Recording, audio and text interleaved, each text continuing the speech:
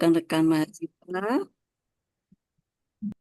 sebelum pemaparan materi ya terkait dengan apa itu pasar modal gitu ya dan mekanismenya seperti apa dan instrumen-instrumen apa saja nanti yang diperdagangkan di pasar modal kita ya di Indonesia, maka dalam hal ini kami memberikan kesempatan terlebih dahulu kepada Ibu Kaprodi, Sarjana Manajemen dari Universitas Hayam Wuruk Perbanas Surabaya untuk memberikan sambutan ya dalam acara kuliah tamu pada pagi hari ini kepada Bu Dr. Emma Yulianti SEMM, dipersilahkan Ibu.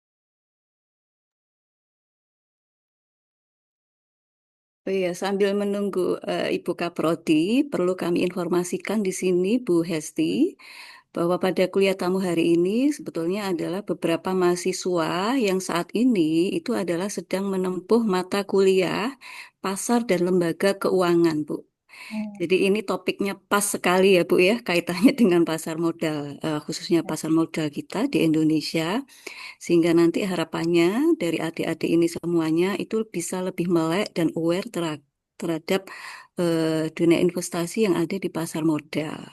Oh, Nah, nanti mungkin banyak sekali yang mereka akan tanyakan kepada Bu Hesti. Nah ini, Bu Emma sudah muncul ya. iya. Oke, Mohon monggo maaf Bu ya tadi Emma. ternyata masih mute. Nggih. Terima kasih Bu Oke, Linda. hmm. Assalamualaikum warahmatullahi wabarakatuh. Selamat pagi dan salam sejahtera untuk kita semua ya. Yang saya hormati Ibu Hesti Tri Budiarti, SEMM JFP, Deputi Kepala Wilayah Jawa Timur PT Bursa Efek Indonesia. Selamat pagi Bu Hesti. Selamat Salam pagi, kenal Bu nggih. Emma. Salam kenal Ibu. Ya, yang saya hormati ini Bapak dan Ibu dosen ya di Fakultas Ekonomi dan Bisnis. Ya, saya melihat ada Ibu Dewi Ayu ya, Ibu Linda, Ibu Melisa Silvi ya, dan Bapak dan Ibu lainnya ya yang belum saya sebut ya. Lalu juga rekan-rekan mahasiswa yang saya banggakan ya. Puji syukur Alhamdulillah pada pagi ini ya kita diberi sehat ya, kesehatan ya sehingga bisa mengikuti kegiatan kuliah tamu ya dengan topik edukasi pasar modal ya. Eh, Terima kasih saya ucapkan ya dan juga apresiasi setinggi-tingginya ya pada Bu Hesti ya karena sudah berkenan untuk berbagi ya, sharing wawasan dan pengalaman ya terkait dengan pasar modal kepada mahasiswa. Ya. Nah, sebenarnya kuliah tamu seperti ini secara periodik memang kita selenggarakan ya, merupakan bagian ya dari program kerja Prodi Sarjana Manajemen. Tujuannya adalah untuk mewujudkan visi dan misi program studi untuk menjadi prodi yang unggul, ya, khususnya melalui kolaborasi dengan dunia industri dan para praktisi profesional. Ya.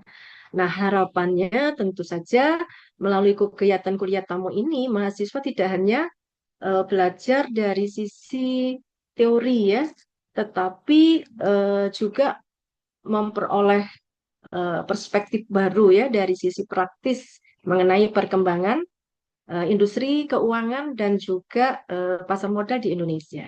Ya, nah bagi rekan-rekan mahasiswa, saya berharap manfaatkan ya kesempatan ini sebaik mungkin ya untuk memperluas wawasan ya.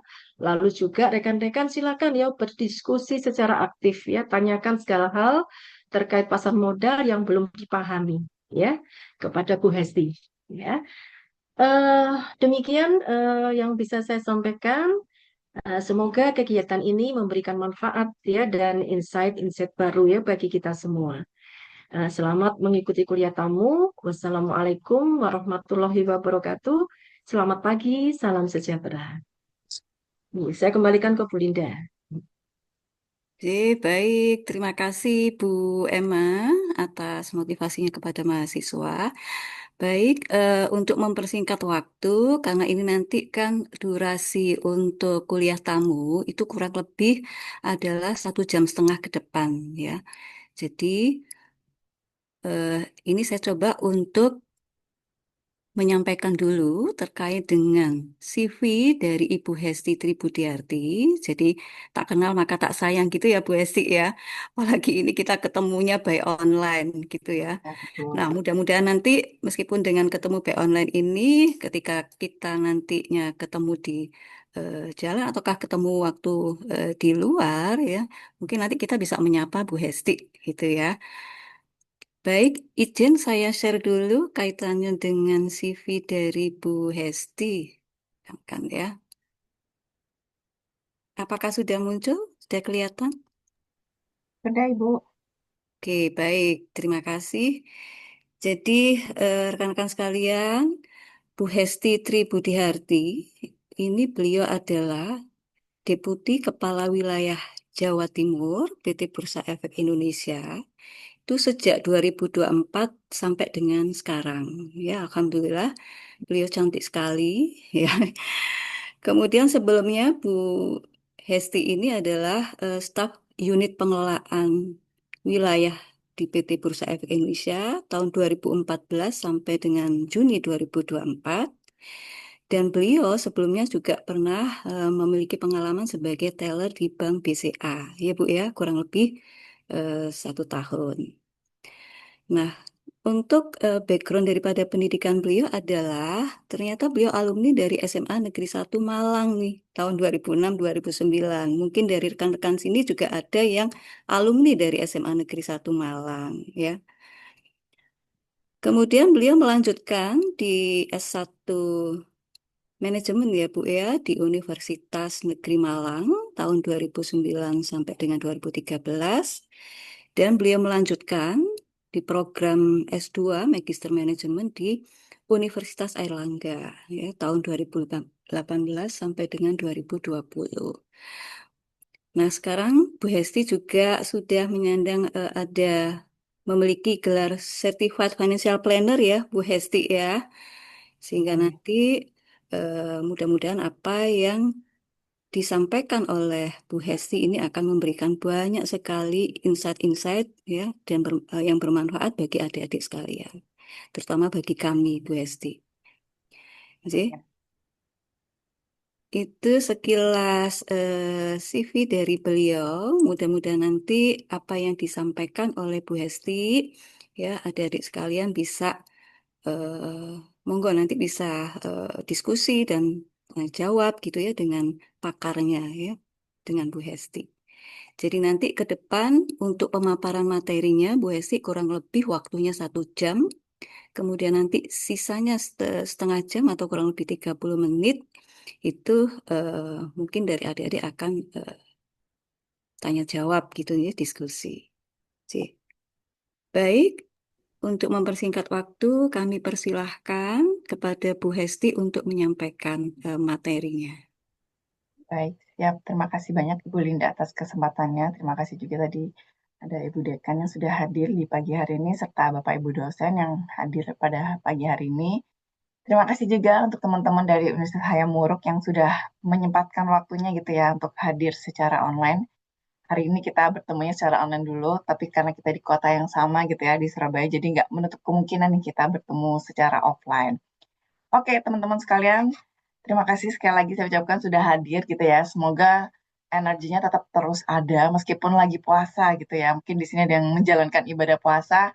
Semoga tetap semangat dan lancar ibadah puasanya sampai di akhir hari nanti. Nah, kalau kita lihat nih teman-teman ada 118 orang gitu ya. Silakan nih nanti kita berinteraksi melalui kolom chat. Kalau ada pertanyaan di tengah-tengah saya menjelaskan, nggak apa-apa gitu ya. Mungkin kita bisa lebih hidup di situ gitu.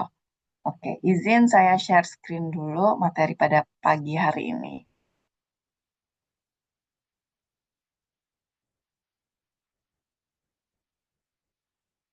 Baik, semoga udah muncul ya di layar teman-teman sekalian, udah full screen hari ini. Nah, hari ini kita diberi kesempatan untuk menyapa nih calon investor pasar modal Indonesia gitu ya, teman-teman sekalian. Ini adalah calon investor pasar modal.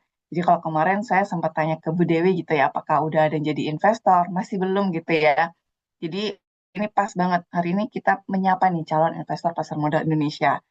Dan buat teman-teman yang sebagai calon investor gitu ya, hari ini kita akan belajar apa aja sih yang akan kita persiapkan gitu, atau apa aja yang perlu kita ketahui. Karena kalau slogannya Bursa Efek Indonesia, jangan sampai punya sebelum paham dulu gitu ya. Jadi hari ini termasuk paham dulu apa itu investasi, apa itu pasar modal.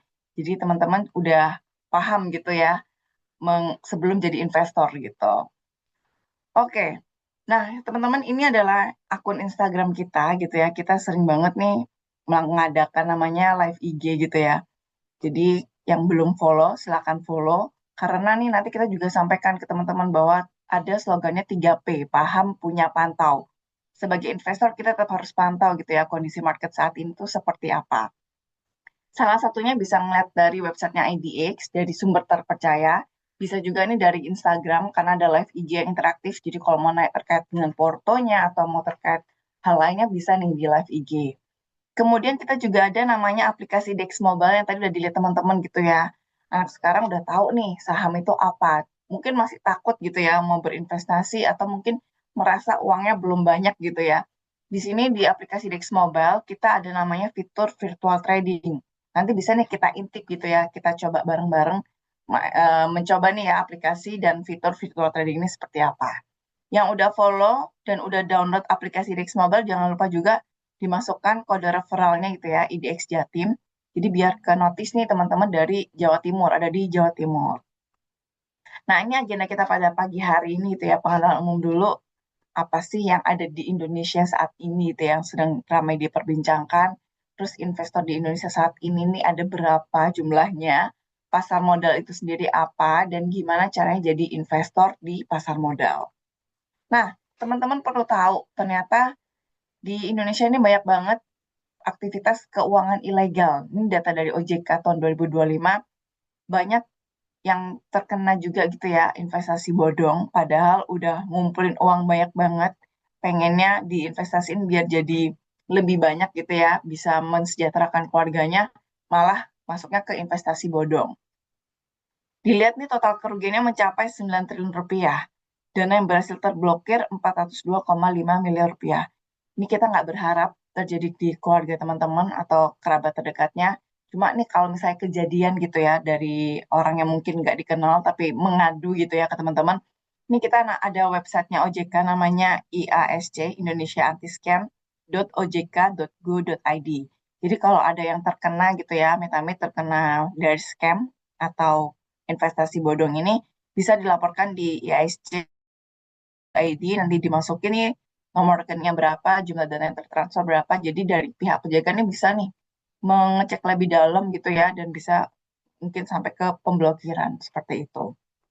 Jadi kita sama bantu-bantu gitu ya, sama-sama bantu orang-orang yang ada di Indonesia agar nggak kerugiannya lebih banyak lagi gitu. Nah, kemudian juga nih data yang perlu teman-teman ketahui gitu ya, berdasarkan data PPATK, Pusat Pelaporan dan Analisis Transaksi Keuangan, ternyata banyak masyarakat Indonesia yang terkena judi online. Angkanya nggak main-main gitu ya, triliunan, 359 T. Ini bisa jadi sekolahan sebenarnya, bisa jadi jalan tol, bisa jadi rumah sakit gitu ya. Indonesia butuh tuh fasilitas umum seperti itu. Sayangnya masuknya ke judi online. Dan OJK juga nggak diam diri, angka per Oktober ini udah kelihatan juga di tahun lalu turun ya sebesar 55%, jadi hanya 155 triliun nih yang terlibat di judi online. Dan yang mengerikan nih sebenarnya teman-teman, judi online ini menyasarnya nih ya, yaitu di kelompok remaja, ibu rumah tangga, kemudian pekerja formal pun gitu ya, yang kita lihat harapannya udah bisa mikir lebih jauh, kena juga nih di judi online. Kemudian yang tadi terkait dengan investasi bodong, di tahun 2017 sampai 2025 terdapat 3 provinsi dengan jumlah investasi ilegal paling banyak, dan surprisingly di Jawa Timur gitu ya, kita ada di Surabaya, ini kita ada di posisi nomor 2. Banyak kasus, ada 1.115 kasus nih di Jawa Timur, dan kita nggak pengen teman-teman terjebak di itu juga gitu ya. di investasi bodong. Jadi setelah mengikuti informasi hari ini, kuliah tamu hari ini, teman-teman bisa dapat insight gitu ya, gimana caranya untuk beda ini investasi ilegal atau legal gitu. Kenapa masyarakat Indonesia ini banyak yang terjebak tadi ya di judi online, kemudian suka investasi ilegal gitu ya? Karena ini nih, punya kebiasaan shoppingnya tapi berlebihan. Suka nonton konser, tapi nonton konsernya berlebihan. Kalau dapat tiket konsernya suatu grup band Korea atau dari luar gitu ya, dari barat, suka dibilang keren gitu. Kemudian nih FOMO akan gadget juga. Jadi ada iPhone terbaru harus beli gitu ya. Kemudian ada gadget HP, smartwatch terbaru harus punya gitu ya. Nah, ini bisa juga menyebabkan kita berada di tadi tuh ujung-ujungnya ke judi online gitu ya, atau ke em, investasi bodong. Nah, ini yang nggak aman sih kalau misalnya anak-anak muda sekarang tuh biasanya masih aman ya. Nggak suka shopping sih sebenarnya, nggak suka nonton konser, nonton eh, K-drama aja gitu ya. Nggak suka FOMO-kan gadget, masih banyak gadgetnya masih kepake juga gitu ya, nah Gen Z. Tapi ini yang nggak aman, healing berlebihan. Abis UTS, abis UAS gitu ya, biar fresh lagi ingatannya gitu ya, atau fresh lagi pikirannya perlu healing. Kemudian nanti sebelum sebelum wisuda gitu ya, karena nggak ada waktu lagi sama teman-temannya, jadi healing dulu.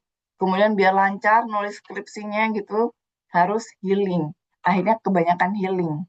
Jadi ini sebenarnya semuanya ini nggak apa-apa nih teman-teman. Kalau kita bisa mengelola. Kalau nggak gimana? Kalau budgetnya pas-pasan tapi gayanya sosialitas seperti ini, kita bisa boncos. Akhirnya kita yang tadinya punya banyak rencana gitu ya, akhirnya pakai plan darurat. Tadi uangnya itu kalau THR-an bentar lagi nih ya, mau dibuat lanjut S2 deh, ke luar negeri, mau dibuat umroh deh gitu ya, atau mau dibuat nyicil bikin usaha gitu. Nggak bisa. Kenapa? Karena teman-teman udah kenal sama yang namanya pay later. Pay letternya ujung-ujungnya juga ke judi online gitu ya, kayak saling dekat. Jadi daripada nih ya teman-teman pay letter, kita buy letter aja. Kalau nggak ada duitnya ya udah kita tabung dulu. Gimana caranya? Nah, di sini kita diberi kesempatan ya sama Bapak Ibu dosen luar biasa, teman-teman dikasih insight nih di sini. Kita perlu nih melakukan perencanaan keuangan sejak dini. Sejak teman-teman tahu informasi ini, itu teman-teman harus berterima kasih gitu ya. Karena teman-teman udah mulai mendapatkan privilege nih. Banyak nih soalnya di luar sana yang nggak dapatkan informasi seperti teman-teman. Kata Pak Robert Kiyosaki, if you don't know how to care for money, money will stay away from you. Meskipun nih teman-teman udah kerjanya mati-matian gitu ya, uangnya udah banyak. Tapi kalau nggak tahu cara ngelola uang, uang yang banyak itu akan lewat-lewat aja. Jadi jangan sampai nih ya teman-teman udah cari uang setengah mati. Di sini ada yang udah mungkin kerja juga gitu ya, kuliah sambil kerja, atau menjadi asisten dosen, atau cari pekerjaan sampingan yang lainnya gitulah ya. Jangan sampai kita udah cari uangnya setengah mati, tapi kita ngabisinnya setengah sadar. Makanya penting untuk belajar merencanakan keuangan kita. Apa aja nih yang bisa kita lakukan di usia saat ini gitu ya. Ini ilustrasi aja teman-teman ya, bisa berbeda-beda setiap orangnya. Kita belajar dulu mengalokasikan pemasukan bulanan. Belum punya pekerjaan nih Kak gitu ya. Atau masih jadi mahasiswa ngandelin dari orang tua aja. Nah itu yang dari orang tua yang kita terima setiap bulan atau 3 bulanan itu adalah pemasukan kita. Jadi kita bagi nih, ketika dapat uang dari orang tua itu kita bagi dulu 50%-nya untuk kebutuhan.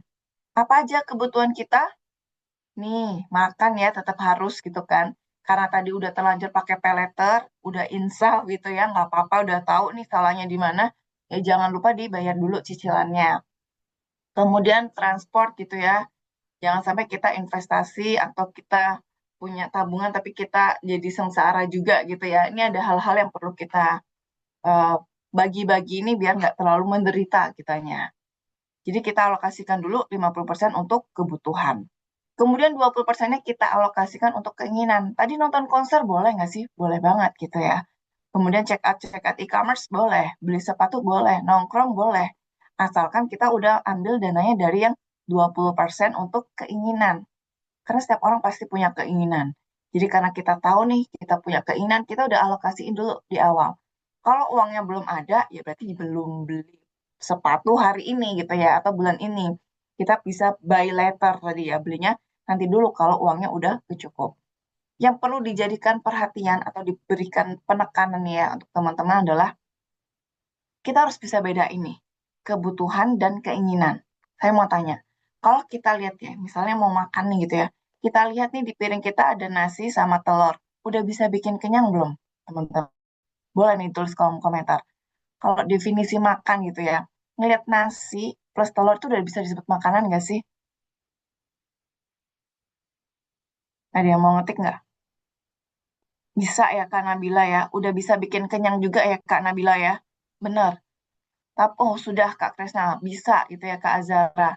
Jadi kita ngomongin kalau makan tuh sebenarnya nasi sama telur tuh udah bisa makanan, udah bisa bikin kenyang. Kalau kurang kenyang ya udah tambahin nasi gitu ya, atau tambahin sayur biar lebih gizinya tercukupi.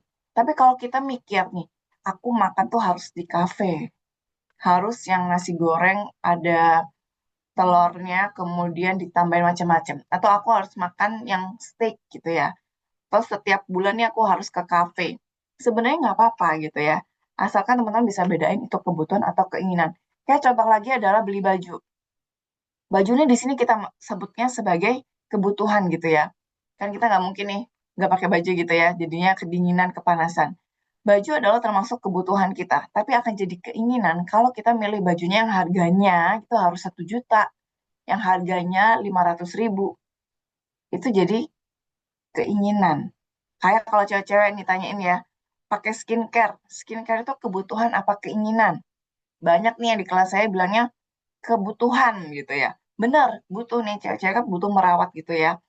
Akan jadi keinginan kalau kita beli yang nggak sesuai budget kita. Misalnya beli uh, skincare yang sekali pakai gitu ya, atau cuma 2 kali pakai, dia budgetnya di 500 atau 1 juta gitu ya. Jadi kita harus sesuaikan dulu dengan kemampuan kita. Jangan sampai kita juga nggak pakai skincare atau men-skip itu ya kebutuhan kita. Kalau yang cowok-cowok suka saya tanya adalah merokok gitu ya. Merokok, nge-vape buat teman-temannya laki-laki itu termasuk kebutuhan apa keinginan. Yang cewek pasti akan teriak tuh, termasuk keinginan. Yang cowok bilang kebutuhan. Inilah yang perlu teman-teman bedain sendiri gitu ya. Antara kebutuhan dan keinginan, ini yang tahu adalah teman-teman sendiri. Kemudian nih kita alokasikan juga teman-teman 10%-nya untuk sosial. Karena kita adalah manusia gitu ya, makhluk sosial. Setiap hari ke teman-temannya, temannya nikah, kita kasih hadiah. Kemudian temannya ada yang ulang tahun, kita kasih hadiah. Ada yang berduka, kita ikut berduka cita. Ini kita udah siapin dulu uangnya. Kemudian 20%-nya tabungan, investasi, dana darurat seperti itu ya. Jadi, kita ini udah belajar dari awal. Ketika dapat dananya, kita udah bagi-bagi dulu. Kita sisihkan dulu nih untuk kebutuhan, keinginan, sosial, dan tabungan. Dan saya tadi bilang ini cuma ilustrasi aja, kenapa gitu ya? Karena setiap orang bisa beda-beda. Nah, kalau bilang budgeting rules nih akan sangat fleksibel gitu ya. Tadi kita udah pakai yang seperti ini. Atau ini juga bahkan dibedain ya, tabungannya 20%, investasinya 10%. Kenapa juga bisa berbeda-beda nih sekarang teman-teman gajiannya gitu ya, nanti setelah lulus gajiannya tiap bulannya adalah 5 juta setiap bulan. Tadinya dari 5 juta itu 70%-nya buat kebutuhan hidup, 3,5 jutanya buat kebutuhan hidup, kemudian 500 ribunya buat tabungan, 20%-nya untuk investasi gitu ya.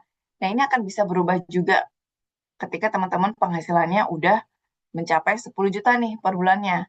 Mungkin kita bisa alokasikan nih karena kita makannya sehari tetap aja kan 3 kali itu ya, meskipun uang kita 100 juta, 50 juta, 30 juta, makan kita tuh sehari tuh minimal kan 3 kali. Jadi apakah makan kita kalau uangnya jadi banyak jadi lebih 100 kali juga enggak gitu kan. Nah mungkin karena kita penghasilannya udah banyak nih kita bisa menggunakan saving rules yang ini. Karena tadi udah 100 juta gitu ya per bulannya. Jadi untuk kebutuhan hidup cukup di 50 juta aja. Kemudian untuk tabungannya bisa di 20%, keinginan di 30%. Seperti itu. Ada pertanyaan dari Kak Ananda Nurul Q. Intinya kebutuhan tidak boleh kurang dari 50% ya Bu Hesti.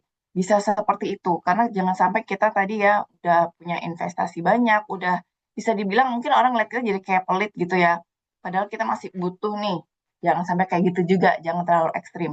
Kalau di sini yang penting sebenarnya buat teman-teman adalah konsisten dulu. kita belajar dulu, pilih yang paling fleksibel. Mungkin kita masih yang di 70-20-10 ini ya. Yang penting teman-teman belajar konsisten nih. Setelah dapat, disisihkan, sisihkan, sisihkan. Kenapa? Ketika teman-teman udah berhasil nih manage uang yang jumlahnya menurut teman-teman mungkin sekarang ini masih sedikit ya. Ketika teman-teman udah kerja, punya uang banyak tuh udah nggak pusing lagi. Kayak misalnya kita harus nih buat tabungan cicilan udah kebiasaan 10%. Jadi ketika gaji kita 5 juta, ya 10%-nya 500.000 untuk tabungan. Nanti kita gajinya 100 juta, ya udah langsung 10%-nya adalah 10 juta untuk berinvestasi buat tabungan. Jadi udah kebiasaan nih, nggak ngitung kayaknya kalau 100 juta, 5 juta aja deh, udah banyak gitu. Nggak gitu. Jadi teman-teman udah kebiasaan ya 10% tadi gitu. Jadi semangat nih teman-teman, kita bangun habit dulu gitu ya untuk berinvestasi, untuk eh, mengelola uang kita gitu ya. Ketika dapat dana, kita udah mulai mengalokasikan. Nah, kemudian nih apa sih investasi dan kenapa anak-anak muda seperti teman-teman Gen Z itu harus berinvestasi? Teman-teman perlu tahu gitu ya, di dunia ini kan banyak hal yang kita hadapin. Padahal kita punya mimpi nih. Siapa yang pengen umroh sama keluarga? Siapa yang pengen di sini punya keluarga bahagia, punya rumah mewah, liburan di hari tuanya atau punya free time lebih banyak gitu ya, nggak terikat oleh waktu jam kerja gitu. Siapa yang pengen melanjutkan S2 di luar negeri? Ada nggak di sini yang pengen? Coba aku pengen lihat di komentar. Ada nggak sih di sini yang pengen mencapai ini semua? Kak Nabila gitu ya, saya pengen. Ada lagi nggak selain Kak Nabila nih yang pengen? Kak Ida, Kak Elok, Kak Abdul pengen gitu ya. Saya mau, oke banyak nih yang mau ya, karena urusan masa depan harus ke depan ya teman-teman ya. Kita harus mengedepankan nih mimpi-mimpi kita juga gitu ya. Pertanyaannya adalah, sudahkah kita mempersiapkannya? Ini biasanya kita agak kelupaan gitu ya. Kita biasanya mikir yang terdekat aja. Kita harus makan ya di sini makan apa gitu ya. Tapi kita lupa nih kita punya mimpi-mimpi yang lebih tinggi lagi, biayanya juga butuh yang lebih besar lagi. Apakah kita sudah mempersiapkannya? Nah, kita harus mulai mikir ini untuk masa depan kita yang terdepan ini kita harus mikir ini. Karena apa? Karena di kehidupan kita ini ada yang namanya nilai uang gitu ya. Dulu dengan 10.000 di tahun 92 bentuknya seperti ini teman-teman. Bapak ibunya teman-teman, neneknya tuh bisa traktir satu geng, 10 mie ayam bakso. Lengkap nih ya. Kemudian tahun 98 dengan 10.000 bisa traktir teman-temannya 6 orang. Di tahun 2010 uangnya masih kita lihat nih ya. Ini masih bisa nintraktir temannya 3 orang aja tapi. Karena makin tua makin dikit gitu ya, atau makin kecil circle-nya katanya. Nah, tahun 2022 dengan 10.000, apakah masih bisa gitu ya kita traktir satu geng atau sohib kita, bestie kita masih bisa nggak? Bisanya traktirnya kayak cilok gitu ya, atau gorengan. Itu pun cuma 2 orang doang atau 3 orang doang gitu ya. Kalau beli mie ayam, buat kita sendiri itu masih kurang gitu ya. Cuma dapat mie-nya doang, apalagi di Surabaya. Kalau mau nambah bakso, nambah dimsum gitu ya, atau nambah siomay harus nambah lagi. Kalau teman-teman lihat, nominalnya sebenarnya sama gitu ya, 10.000. Tapi nilainya udah berkurang. Kalau teman-teman dikasih 10.000 tahun ini sama 92, pasti banyak yang milih tahun 92. Kenapa? Karena nilainya lebih banyak gitu ya, lebih besar. Dan ini kita hadapi nih teman-teman. Ini kan nilai uangnya berkurang ya, atau time value of money-nya itu udah berkurang. Ini juga disebut sebagai inflasi. Kita perlu berhati-hati nih.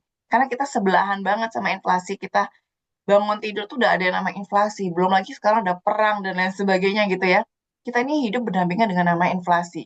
Dulu 100.000 bapak ibunya teman-teman ke pasar gitu ya dapat lengkap. Mie instan, dapat telur, dapat dapat teh, dapat kopi, dan dapat lain sebagainya, dapat beras, minyak gitu ya. Sekarang kalau kita ke pasar gitu ya, bawa 100.000, uangnya cuma bisa untuk beberapa item. Belum lagi anaknya pengen jajan, beng-beng gitu ya. Yang dulu itu 5.000, beng-beng Max itu udah gede banget. Sekarang beng-beng Max harganya sama mungkin ya, tapi bentuknya kayak kecil banget gitu kan. Ini nih disebut sebagai inflasi. Nggak bisa kita hindarin ya teman-teman. Inflasi ini terus ada. Yang bisa kita lakukan adalah bukan mengurung diri di rumah gitu ya. Kita hadir di acara ini tuh udah termasuk berusaha nih melawan yang namanya inflasi. Kenapa? Yang bisa kita lakukan adalah ini nih. berinvestasi, yaitu menempatkan uang atau aset kita di suatu tempat. Dengan harapan ini bisa mengebit gitu ya, atau melawan inflasi. Jadi tujuan kita berinvestasi itu bukan hanya untuk kaya raya gitu ya. Karena kita punya kehidupan di masa yang akan datang, sementara nilai uang itu mengalami terus penurunan. Jadi kalau dibilang investasi goalnya hanya untuk menggandakan kekayaan kita, enggak, sebenarnya ingin melawan inflasi tadi. Nah, yang perlu diketahui adalah ketika kita berinvestasi ada banyak kemungkinan. Kemungkinan pertama, uang kita bisa bernilai tetap karena kondisi market lagi kurang oke atau kondisi geopolitikal kurang bagus gitu ya. Jadi investasi kita tetap. Yang kedua, bisa aja nilainya berkembang. Ini semua disebut sebagai potensi keuntungan. Bisa juga nih, kemungkinan ketiga nilainya berkurang, marketnya lagi nggak bagus, investasi yang kita pilih terdampak gitu ya dengan kondisi market saat ini. Bisa juga nih, hilang atau habis karena perusahaan yang kita beli nggak bisa survive, akhirnya dia bangkrut. Ini disebut sebagai potensi risiko.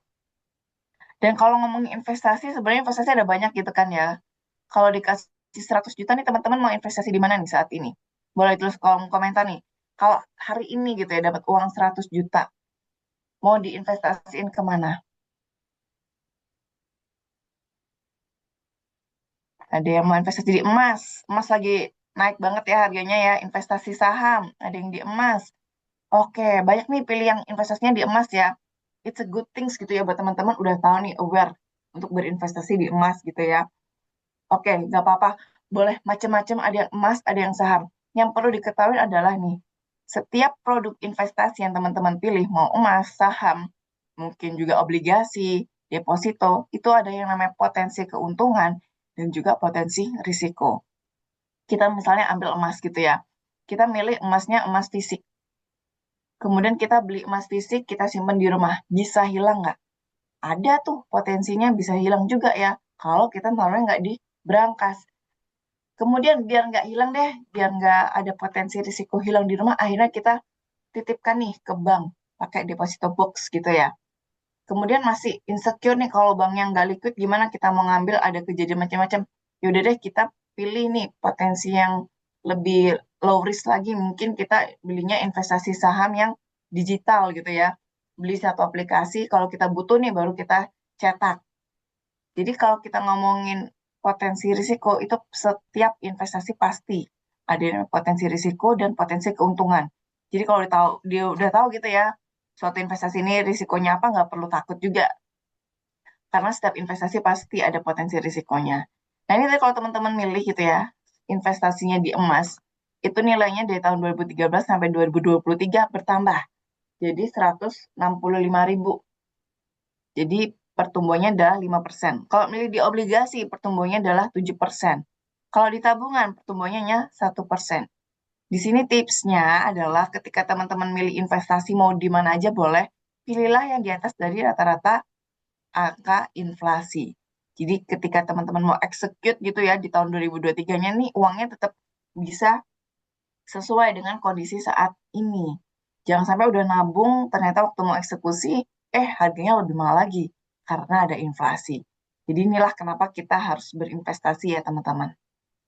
Oke, nah ini keadaan di geopolitik di global dan di Indonesia sendiri juga gitu ya. Kita masih ngelihatnya ada ya trade war 2.0 dari China dan juga US yang masih berlanjut.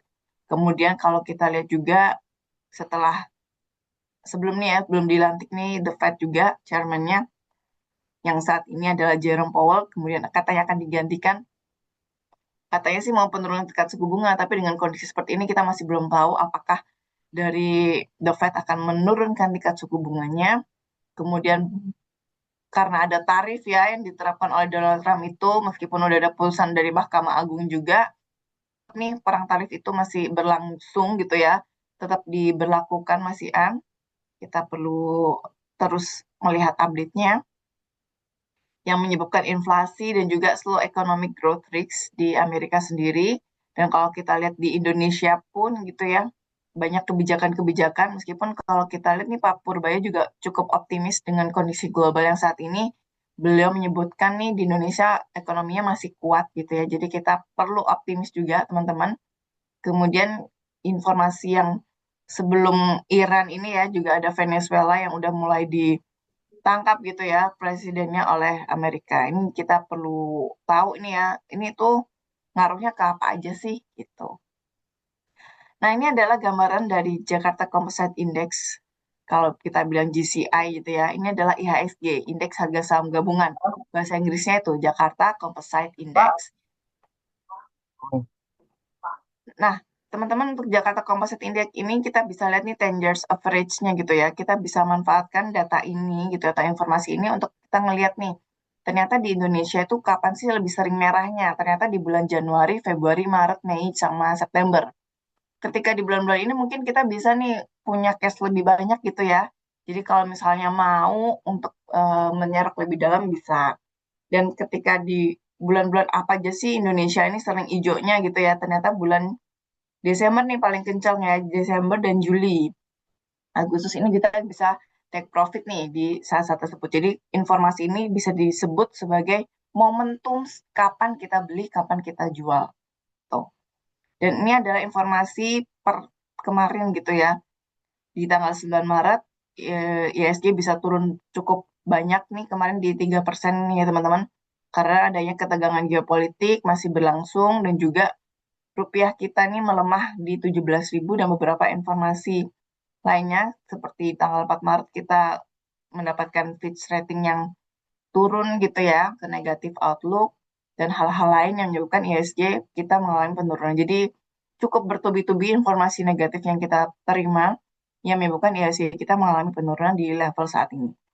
Tapi kalau kita cek nih nanti ya di indeks mobile, teman-teman bisa lihat nih ISG kita di hari ini dibuka di zona hijau gitu. Nah, kalau kita lihat nih teman-teman part 1 nih ya, investor di Indonesia saat ini seperti apa?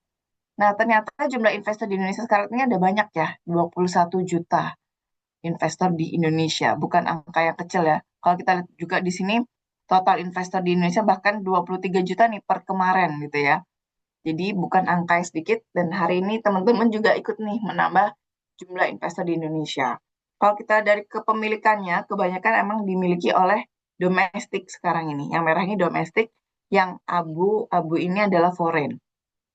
Dan kalau kita lihat juga dari trading value yang sering diperdagangkan gitu ya adalah domestik juga. Jadi kita udah menguasai nih di negara sendiri ya. Harapannya dengan data yang seperti ini, banyak domestik yang tertarik, asing pun juga tertarik nih untuk berinvestasi di Indonesia. Dan kalau kita dari gendernya gini ya, secara demografi, kebanyakan laki-laki. Di kelas ini, apakah banyak laki-laki juga? Karena ini sebagai signal ya teman-teman ya bahwa laki-laki ini kebanyakan udah melek gitu loh jadi investor di pasar modal. Jadi teman-teman yang laki-laki nunggu apa lagi gitu kan. Dan untuk yang wanita gitu ya kita harus jadi independence woman juga. Yang mau bilang jadi alpha female gitu ya. Kita juga harus menghadapi kenyataan bahwa inflasi ini dekat. Dan kalau sama-sama melek nih ya, yang cowok sama cewek ntar kalau bergabung tuh udah enak banget gitulah ya. Jadi masyarakat Indonesia yang sejahtera ini keluarganya. Nah, yang perlu dikasih highlight nih teman-teman, ternyata kebanyakan investor di Indonesia ini adalah tiga kurang dari 30 usianya atau Gen Z. 54%-nya nih kebanyakan adalah Gen Z. Jadi didominasi nih investor di Indonesia oleh Gen Z. Ini masuk nih kriteria semua teman-teman di sini ya. Yang cowok-cowok apalagi ya udah cowok usianya di bawah 30 tahun, kemudian ini udah lulusan senior school gitu ya, bisa jadi investor di pasar modal. Karena ternyata kebanyakan investor di pasar modal di Indonesia adalah lulusan senior school. Jadi teman-teman nggak perlu nunggu lulus kuliah dulu, nggak perlu nunggu kerja dulu. Sejak teman-teman udah punya KTP, ini udah bisa nih jadi investor di pasar modal. Keuntungannya nih ya, kalau kita tahu lebih awal, kalau dulu saya baru tahu ada pasar modal tuh waktu kuliah di semester akhir gitu ya baru jadi investor setelah lulus. Nah, kalau teman-teman nih sekarang udah tahu dari awal, teman-teman bisa nih jadi investor di pasar modal. Bahkan anak-anak SMA yang kita datangin tuh juga udah tertarik nih dengan pasar modal. Jadi selama dia udah punya KTP, udah bisa jadi investor di pasar modal. Jadi boleh ya diajak adiknya untuk belajar bareng, atau saudaranya yang udah punya KTP diajak belajar bareng terkait pasar modal. Karena semakin awal tahu, semakin tahu nih produk pasar modal apa aja ketika kondisi market seperti saat ini, yang cocok apa? Oh, reksadana pasar uang. Ketika marketnya udah bagus, oh, reksadana pasar uangnya dijual bisa masuk ke pasar saham. Seperti itu. Jadi teman-teman bisa mengeksplor nih produk-produk pasar modal dan memanfaatkan nih momentum kapan masuknya. Kemudian pasar modal sendiri sebenarnya apa sih gitu ya? Di tadi ngomongin pasar modal, saham, investor gitu ya. Apa sebenarnya? Nah, kalau kita lihat nih teman-teman, sebenarnya pasar modal ini sama kayak pasar tradisional. Ada yang belum pernah ke pasar tradisional di sini? Udah semua pasti ya. Udah pernah ya. Di pasar tradisional tuh kita ngeliat tuh ada penjual gitu ya, ada penjual dan pembeli. Ada barang yang diperdagangkan. Ada tempe gitu ya. Di sini kita lihat ada brambang gitu ya, bawang merah. Kemudian ada sayur-sayur, ada kebutuhan kita sehari-hari lah di pasar ini. Pasar modal sama teman-teman kayak pasar tradisional. Yaitu tempat bertemunya nih pembeli dan penjual. Penjualnya di sini adalah perusahaan publik yang membutuhkan dana jangka panjang. Ketemulah sama investor, individu yang memerlukan dana untuk berinvestasi, memerlukan tempat untuk berinvestasi, ditemukan di pasar modal. Jadi konsepnya sama, yang membedakan hanya produknya. Kalau di pasar tradisional tadi ada ayam, mungkin sayur, tempe, telur gitu ya. Di pasar modal yang diperdagangkan adalah saham, obligasi, reksadana, dan lain-lain. Jadi yang bedain cuma produknya. Tuh. Dan kalau ngomongin struktur pasar modal Indonesia saat ini adalah seperti ini. Bursa Efek Indonesia, saya tempat bekerja saya hari ini gitu ya. Bursa Efek Indonesia ini perannya dalam menyelenggarakan perdagangan efek yang teratur, wajar, dan efisien. Bursa Efek Indonesia adalah perusahaan swasta, tapi kita diawasi langsung nih oleh Otoritas Jasa Keuangan. Jadi OJK ini sebenarnya dia nggak ngawasin hanya pasar modal aja. Perbankan dan keuangan ini kan diawasi nih sama OJK. Untuk pasar modal kita diawasi juga oleh OJK. Jadi kalau ngomongin OJK dia banyak nih pengawasannya ya, nggak hanya di pasar modal, ada insurance, ada juga perbankan dan pasar modal. Termasuk untuk apa namanya pasar modal karbon gitu ya, pasar karbon dan juga untuk Bitcoin gitu, untuk cryptocurrency kripto gitu ya, itu diawasi juga oleh OJK. Nah, di pasar modal ini, Bursa Efek Indonesia diawasi langsung oleh OJK, dan Bursa Efek Indonesia nggak sendirian, jadi aman teman-teman. Kenapa aman? Karena kita nggak sendirian, ada yang namanya ID Clear, Clearing Penjaminan Efek Indonesia. Tugasnya mesti ini, setiap orang gitu ya, setiap pihaknya menerima hak dan menjalankan kewajibannya. Ibaratnya kalau teman-teman ke supermarket, ini kayak kasirnya. Jadi ketika teman-teman beli barang, maka teman-teman berhak tuh atas barangnya. Karena barangnya udah ada, udah mau dibeli, harus dibayar. Nah ini di make sure sama ID Clear. Jadi dia mastiin setiap orang udah menjalankan transaksinya dengan benar gitu ya. Kemudian ada juga KSEI, Kustodian Sentral Efek Indonesia. Dia tugasnya dalam menyimpan nih ya, saham-sahamnya teman-teman atau produk pasar modal lainnya disimpan oleh KSEI. Jadi kalau teman-teman punya saham, nggak usah dibawa pulang gitu ya, karena sekarang udah scriptless, disimpan nih sama KSEI. Jadi seperti itu. Nah, OJK ini memberikan wewenang ke kita, ke OJK, ke ID Clear, IDX, dan KSEI untuk bikin aturan yang mengikat pelaku pasar modal. Jadi di pasar modal ini ada perusahaan efek, ada lembaga penunjang, ada profesi penunjang, ada emiten, dan juga investor. Yang bikin peraturannya kita, tapi tetap nih diawasi oleh OJK, seperti itu. Dan mungkin teman-teman pernah dengar juga gitu ya di luar SRO gitu ya, Self Regulatory Organization. Ini adalah 3 instansi ini, IDX, ID Clear, dan juga KSEI, itu disebut sebagai SRO. Oke, nah ini kalau teman-teman pengen tahu lebih dalam lagi ya terkait dengan IDX, ternyata IDX itu nggak hanya ada satu divisi aja gitu ya, ada banyak. Kita juga ada corporate secretary, sekretaris perusahaan, ada divisi hukum, kemudian juga ada anak perusahaan, ada juga internal audit gitu ya. Kemudian di bawahnya lagi ada direktorat pengembangan, ada direktorat pencatatan, ada direktur perdagangan dan keanggotaan, ada direktorat kepatuhan transaksi, ada direktorat IT dan risiko manajemen, dan juga ada direktorat keuangan dan juga SDM. Di sini kalau teman-teman nih biasanya mau cari tempat magang gitu ya, ini bisa nih di direktorat-direktorat ini ya, karena ada banyak divisi. Ada kalau direktorat pengembangan kita yang ada di sini ya, kita yang masuk yang market development ini, pengembangan pasar, ini ada di kantor perwakilannya ada di hampir seluruh provinsi di Indonesia, ada 29 kantor perwakilan. Jadi kalau teman-teman mau magang di IDX ini banyak kesempatannya ya, karena banyak divisi-divisi nih yang bisa dijadikan tempat untuk magang. Dan untuk informasi terupdate-nya magang ini teman-teman bisa ceknya di LinkedIn-nya IDX. Jadi kalau emang pengen tahu kapan sih dibuka gitu ya, karena kan nggak cuma di Jawa Timur aja. Kalau di Jawa Timur teman-teman bisa cek Instagram kita di highlight internship, itu bisa tahu nih kapan sih dibuka untuk magang di eh, KP Jawa Timur. Tapi kalau yang di pusat itu bisa lihat di LinkedIn kita, karena paling update di situ tuh. Oke, nah kemudian nih teman-teman balik lagi ya ke produk pasar modal. Tadi kan kalau di pasar tradisional adanya telur dan lain sebagainya gitu ya. Kalau di pasar modal adanya saham, reksadana, dan juga surat hutang. Nah, kalau kita bisa bedain di sini adalah kita lihat dari tingkat risikonya. Di sini yang paling tinggi risiko adalah saham. Kenapa saham ini tinggi risiko? Karena dikelola secara mandiri. Jadi keputusan jual, beli itu ada di tangan kita sendiri. Kalau kita belinya pas lagi harga tinggi, terus pas butuh uang dijual pas harganya rendah, kita sendiri yang kena risiko harganya mengalami penurunan. Itu risikonya ada di investor sendiri. Kemudian ada reksadana. Makanya ya kenapa tadi tingkat risikonya tinggi, karena keputusannya ada di kita sendiri. Kalau kita salah ambil gitu ya strategi atau salah pilih perusahaan, yang terdampaknya kita gitu. Kemudian ada reksadana dan ETF. Nah, kalau reksadana dan ETF ini gabungan dari saham, obligasi, dan pasar uang. Dibantu, dikelola oleh manajer investasi. Manajer investasi ini dia bukan orang sembarangan juga ya. Untuk bisa jadi seorang manajer investasi, dia harus ikut pelatihan. Harus tersertifikasi juga. Jadi manajer investasi ini adalah orang yang memang bisa mengelola portofolio. Jadi dia gabungin saham dicampur obligasi yang apa, atau beli produk-produk pasar uang yang seperti apa. Ini dilakukan oleh manajer investasi. Jadi kenapa tingkat risikonya moderate atau tengah-tengah gitu ya? Karena dikelola oleh manajer investasi. Kemudian ada lagi yang paling rendah risiko adalah surat hutang.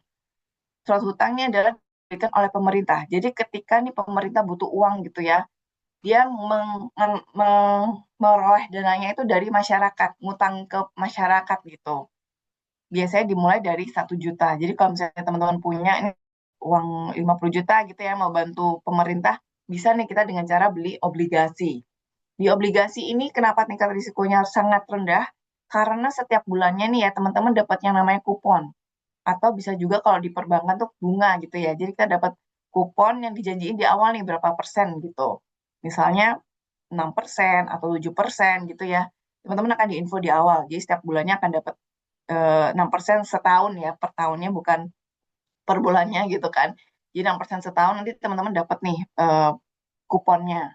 Kemudian ketika udah jatuh tempo, biasanya itu minimal 2 tahun, 4 tahun, 6 tahun.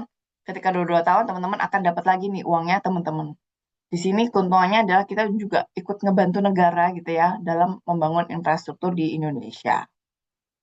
Nah, kita ngomongin manfaat nih sekarang, potensi keuntungannya apa aja berinvestasi di pasar modal. Yang pertama nih, bisa ikut RUPS, Rapat Umum Pemegang Saham. Yang kemudian bisa juga dapat potensi capital gain. Capital gain ini selisih dari harga jual dan harga beli gitu ya. Harga jualnya lebih tinggi daripada harga beli. Bisa juga dapat dividen, laba bersih yang dibagikan pada pemegang saham. Kemudian karena perusahaan terbuka, jadi teman-teman bisa ngeliat nih informasi terkait perusahaan. Dia juga suka ngadain tadi RUPS ya, yang mengundang para pemegang saham. Kemudian saat RUPS ini teman-teman bisa dapat souvenir, dapat makan gratis gitu ya.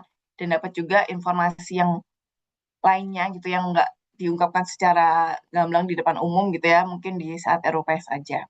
Kemudian yang penting juga dapat jadi warisan. Jadi teman-teman kalau sekarang udah mulai investasi, nggak usah takut gitu ya. Nanti kalau usia aku nggak nyampe segitu, apa yang akan terjadi gitu ya. Tenang, bisa diwariskan gitu ya ke anaknya atau ke orang tuanya pun juga bisa, atau ke saudaranya pun juga bisa. Dan kita juga udah nih berkontribusi pada pembangunan di Indonesia.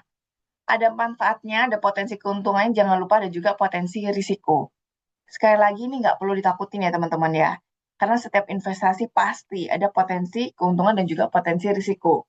Yang perlu dilakukan adalah kita tahu apa sih potensi risikonya. Bisa aja perusahaannya delisting, dia nggak lagi terdaftar di Bursa Efek Indonesia.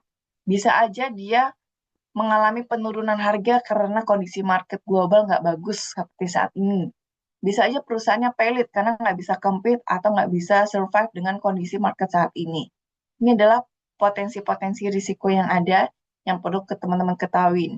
Dan ketika menemukan potensi risiko ini, teman-teman sudah bisa tahu nih harus seperti apa. Oh, karena perusahaannya kayaknya nggak bisa compete nih dengan kondisi saat ini, maka kita harus bisa nih beralih ke perusahaan yang lain yang sejenis, yang return-nya itu ya atau labanya lebih tinggi gitu. Jadi kita bisa pengambil keputusan. Oke, nah ini sekarang udah banyak banget ya teman-teman, 956 perusahaan tercatat di Bursa Efek Indonesia. Masih asing nggak dengan perusahaan-perusahaan nih teman-teman? Apakah ada yang belum mengenal dengan, sorry, perusahaan ini? Udah lah ya, udah pada tahu semua ya kayak perusahaan-perusahaan ini ya. Udah ada sebagian juga yang di Jawa Timur nih. Ada Cleo, Campina gitu kan, kemudian Pate Pakuan Jati. Dan sebenarnya saham itu nggak mahal. Kenapa? Karena nih kalau bilang ya satuannya adalah lot. Satuan saham itu adalah lot. Satu lotnya adalah 100 lembar saham. Kalau tahun lalu nih ya teman-teman beli sahamnya Mustika Ratu, teman-teman butuh aja cuma 23.600 aja udah bisa dapat sahamnya Mustika Ratu, udah jadi pemiliknya Mustika Ratu. Mungkin kalau sekarang teman-teman cek juga gitu ya di IDX Mobile, harganya Mustika Ratu ini berapa gitu kan. Kalau kita lihat ini harganya 422. Kalau tahun lalu 236, sekarang 422. Udah naik tuh ya teman-teman. Jadi kita bisa lihat nih, dengan uang yang sebenarnya nggak banyak gitu ya, menurut teman-teman mungkin 20.000 mah bisa buat beli kopi juga gitu kan. Nah, daripada beli kopi, mungkin kita bisa beli nih saham gitu. Jadi kita jadi pemilik suatu perusahaan gitu. Dengan usia yang sangat muda itu sungguh pencapaian luar biasa juga gitu kan buat teman-teman. Nah, gimana caranya jadi investor di pasar modal Indonesia? Yang pertama kita harus belajar dari kesalahan orang lain gitu ya. Jangan sampai kita ngalamin, nggak mau sih kita ngalamin dulu baru ini ya, baru tobat gitu ya. Kita bisa nih belajar dari orang lain. Yang pertama, investasinya jangan pakai uang utang. Uang dingin yang tadi udah disisihin teman-teman 20% tadi. Jadi kita investasi harus pakai uang dingin. Kemudian kita juga jangan ngeborong habis di awal. Kalau misalnya kita nih ya punya uang gitu, udah niat mau investasi, nggak langsung serta-merta beli semuanya.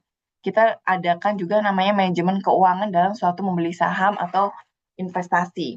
Misalnya punya uang 100 juta atau mungkin 10 juta deh. Jangan 10 juta langsung kita belikan suatu saham gitu ya. Mungkin kita bisa beli 2 juta dulu. Kemudian besok dicek lagi harganya siapa tahu lagi turun ya. Jadi kita bisa memperoleh harga terbaik seperti itu. Kemudian jangan FOMO, diinfoin sama influencer kesukaannya gitu ya. Atau temennya yang baru bergabung juga, langsung ikut aja. Jadi kalau ada rekomendasi, ini hanya rekomendasi, keputusan jual dan beli itu ada di tangan teman-teman sendiri.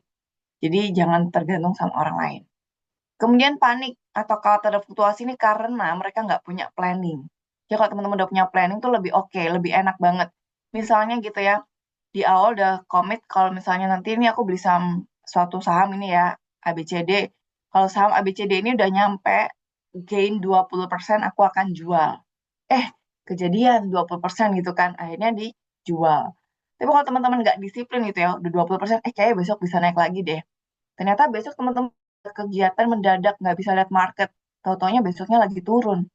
Kita kehilangan kesempatan kita tadi yang menang gitu ya, atau yang bisa namanya win atau ini ya risk rewardnya, win atau lose. Nah, kalau teman-teman juga misalnya punya batasan nih, kalau udah minus 5% aku akan cut loss, aku akan jual gitu ya. Karena batas toleransiku cuma bisa menanggung kerugian sebesar 1 juta misalnya gitu. Beneran ketika besoknya dilihat market kalau lagi turun, ternyata sahamnya teman-teman sampai minus 5%. Kalau teman-teman masih berpikir kayaknya bakal naik lagi dari besoknya, teman-teman bisa jadi mengalami risiko yang lebih parah gitu ya, atau kerugian yang lebih banyak lagi. Jadi kita perlu nih disiplin, kalau misalnya udah nyampe 5%, ya udahlah kita sesuai nih dengan planning kita seperti itu. Oke, kemudian harus upgrade diri ya teman-teman, yang seperti saya sudah bilang tadi, kita harus selalu upgrade diri. Dan jangan lupa lakukan diversifikasi karena kondisi market, kondisi global ini selalu bergerak. Jadi kita harus tahu nih yang ada di market saat ini seperti apa, apakah terdampak dengan saham yang udah kita pilih gitu. Nah ini tadi 3P yang saya sempat spill di awal gitu ya. Ketika kita mau jadi investor, ingat 3P. P yang pertama adalah paham. Hadir di sini udah dikasih waktu ya sama Bapak Ibu dosen untuk tahu dulu nih teman-teman, paham dulu apa pasar modal, kemudian pakai uang yang seperti apa, kemudian pengen yang jadi investor seperti apa, berinvestasinya tuh untuk apa gitu ya. Teman-teman di sini masuk ke yang pertama yaitu paham. Setelah paham teman-teman baru boleh punya. Jadi jangan sampai punya sebelum paham gitu ya. Setelah punya jangan lupa dipantau. Meskipun buat long term ya, harus tetap dipantau. Dan ini tadi yang teman-teman harus paham juga ya, teman-teman termasuk orang yang seperti apa. Meskipun bestie nih ya, sekarang mungkin ada satu geng atau punya besties berdua aja gitu ya. Setiap orang boleh beda-beda. Misalnya temannya satunya adalah orang yang agresif, teman-teman termasuk yang konservatif, itu nggak apa-apa. Karena punya kebutuhan yang berbeda-beda. Misalnya kita ngeliat satu ibu itu ya, dia punya dua orang anak sama seorang ibu yang masih punya satu anak, itu kebutuhannya udah beda gitu kan. Ketika ibu itu pengen menyekolahkan anaknya dalam 2 tahun ke depan, dia butuh nih dananya pokoknya 20 tahun ke depan, 2 tahun ke depan tetap 20 juta. Maka dia menjadi orang yang sangat konservatif, mengutamakan kebutuhan nilai pokok investasi. Yang cocok apa produknya? Yang cocok nih kalau sangat konservatif adalah deposito, reksadana pasar uang. Ada lagi ibu tadi yang anaknya cuma satu gitu ya. Kemudian dia masih belum ada tanggungan apa-apa, anaknya masih kecil banget, jadi belum masuk sekolah. Dia punya uang nganggur 20 juta. Oh, nggak apa-apa deh harganya naik turun gitu ya. Jadi dia termasuk orang yang agresif. Jadi dia bisa nih investasi di saham, reksadana saham, hingga derivatif. Jadi setiap orang beda-beda, meskipun bestie nggak harus sama gitu ya. Meskipun satu keluarga juga nggak harus sama, karena kebutuhannya beda-beda. Gitu. Nah, ini gambaran teman-teman ya untuk update aja terkait dengan market. ISG itu kalau dibilang apakah sekarang ini kan lagi merah banget ya. Itu bukan yang pertama kalinya. Jadi kalau kita lihat di krisis 2018, 2010, 2024, ISG juga pernah mengalami penurunan. Dan di sini kita sebagai investor justru lebih belajar kayak bagaimana mengelola emosi kita gitu ya ketika berinvestasi dan langkah apa sih yang bisa dilakukan ketika kondisi market seperti saat ini. Dan kita bisa lihat juga ISG itu termasuk salah satu negara yang rebound-nya gitu ya, atau recovery-nya, pemulihannya tuh paling cepat gitu, lebih cepat dibandingkan negara-negara lainnya. Dan ini sebelum kita akhiri gitu ya pertemuan hari ini, teman-teman perlu tahu kalau sebenarnya saham tuh deket banget sama kita, ada di sekitar kita gitu ya. Bangun tidur, selain mulai nih, teman-teman pasti pegang HP ya kan. Ngecek dulu atau yang lagi mau sholat subuh matiin alarm dulu, at least kita pegang HP. Nah, tanpa kita sadar nih ya, kita menggunakan jasanya provider-provider ini. Selain kita pakai jasanya, kita juga bisa loh sebenarnya jadi pemiliknya. Kemudian ke kamar mandi gitu kan, tanpa sadar mungkin kita menggunakan produk-produknya Unilever yang sekarang udah mulai bergerak lagi gitu ya. Setelah kemarin mungkin ada yang udah ngikutin kok nggak gerak-gerak nih sahamnya Unilever gitu. Kemudian sarapan nih anak muda gitu ya, biar satu-satu harus ketemu dosennya dadakan nih gitu. Nah, kita suka sarapan roti, ternyata sayur roti itu punya PT Nipo Indosari. Susu Ultra itu ternyata punyanya Ultra Jaya. Sariwangi dan lain sebagainya ternyata punyanya Unilever. Yang suka nongkrong juga nih ya teman-teman, ngopi-ngopi. Bisa aja nih ngajakin temannya, ayo kita meeting di kantorku, di perusahaanku. Itu bisa banget gitu ya. Di Fore gitu kan. Jadi kita nggak hanya cuma beli kopinya, kita juga nyicil gitu ya, beli sahamnya. Dan kalau akhir tahun atau akhir bulan gitu ya, biasanya udah mulai menipis gitu kan. Stok-stok Indomie ini kan nggak boleh ketinggalan gitu. Kita juga bisa jadi pemiliknya. Ini bank-bank yang kita nanti-nantikan gitu ya dari orang tua, abang-abang bukan abang tukang bakso. Kalau sekarang ini rekeningnya cengkring gitu kan ya di Bank Jatim, Bank Mandiri. Ini juga kita bisa miliki perusahaannya. Kemudian kalau yang sering ngetrip tadi ya, suka jalan-jalan, mungkinlah jalan tol tanpa kita sadari kita menggunakan mungkin nih proyeknya Jasa Marga gitu kan. Bisa aja kita yang suka GoFood nih, kita beli sahamnya juga. Mobil-mobil yang di jalan ini ternyata punyanya IMAS, ASII gitu kan. Yang suka naik taksi juga bisa aja nih menggunakan taksinya Bluebird, ternyata kita juga bisa nih punya sahamnya. Nah ini dia yang penting nih ya, yang suka jajan jalan-jalan ke TP gitu kan. Kita juga bisa nih jadi pemiliknya dari PT Pakuan Jati. Yang suka nonton sama pacarnya gitu ya, ditraktir nih ke perusahaannya sendiri, dijajanin sepatu di Planet Sport gitu kan, dijajanin HP di Erafone. Nah, ini kita juga jadi pemiliknya. Ini mensummary nih hari ini teman-teman. Ternyata kalau kita lihat Indonesia nih masyarakatnya udah banyak yang menggunakan produk perbankan. Ada 617,9 juta di bulan Maret 2025. Sedangkan untuk capital market nih masih 6,7 juta. Jadi timpang banget dan ini sebenarnya adalah kesempatan teman-teman gitu ya. Karena teman-teman udah tahu lebih dahulu ada yang namanya pasar modal dan belum dimanfaatkan gitu ya atau belum diketahui dan digali lebih dalam oleh masyarakat luar gitu. Dan ini mitos atau fakta nih sebenarnya dari teman-teman. Banyak yang bilang nih katanya investasi di pasar modal risikonya tinggi. 60% bilang gitu. Apakah iya teman-teman? Coba di kolom chat nih. Ini udah mau terakhir-terakhir nih. Apakah iya berinvestasi di pasar modal itu berisiko tinggi teman-teman? Yes or no gitu. Benar, ada yang bilang benar. Ada yang bilang tidak. Ada lagi yang mau bersuara kayak Kak Fahril dan Kak Maulana? Kita lihat ya, ternyata berinvestasi di pasar modal itu nggak berisiko tinggi. Tergantung nih kita orang yang seperti apa. Kalau kita emang buat jangka panjang, kita cek deh fundamental perusahaannya. Tapi kalau kita punya waktu lebih banyak gitu ya, atau sering dikenal orang sekarang bilangnya trader gitu ya, harian, itu kita menggunakan analisis teknikal. Jadi kita harus tahu nih, kita orang yang seperti apa, punya waktu sebanyak apa gitu ya, karena kita akan menggunakan ini semua. Jadi mitos ya untuk investasi di pasar modal itu risikonya tinggi.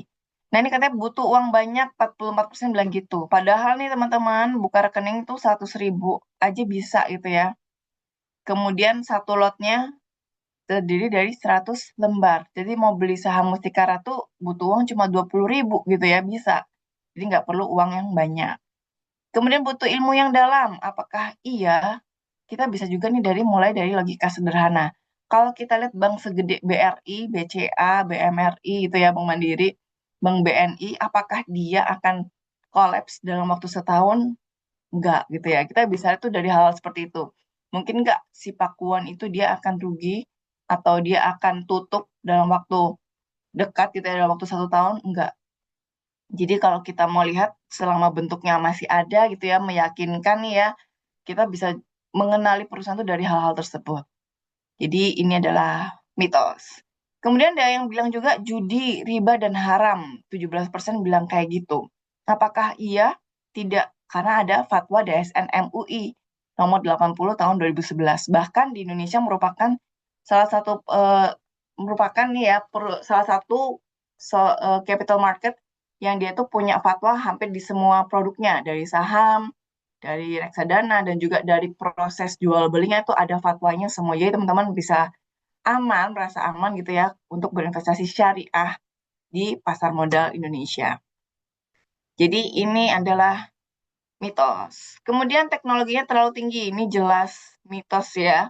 Aplikasinya bisa di-download nih di App Store, kemudian di Play Store juga bisa. Teman-teman bisa mudah dapatkan dan semudah itu.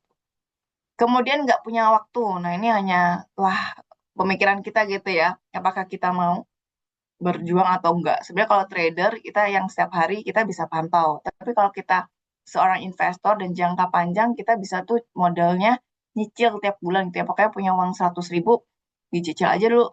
Kalau nggak bisa buat beli sahamnya gitu ya kita bisa taruh di rekening dana nasabah dulu, di rekening investasi kita. Jadi ketika udah mencapai harga minimal satu lotnya tadi, kita bisa beli gitu. Jadi ini pesan terakhir lagi, pesan gitu ya dari OJK sebelum mengakhiri hari ini.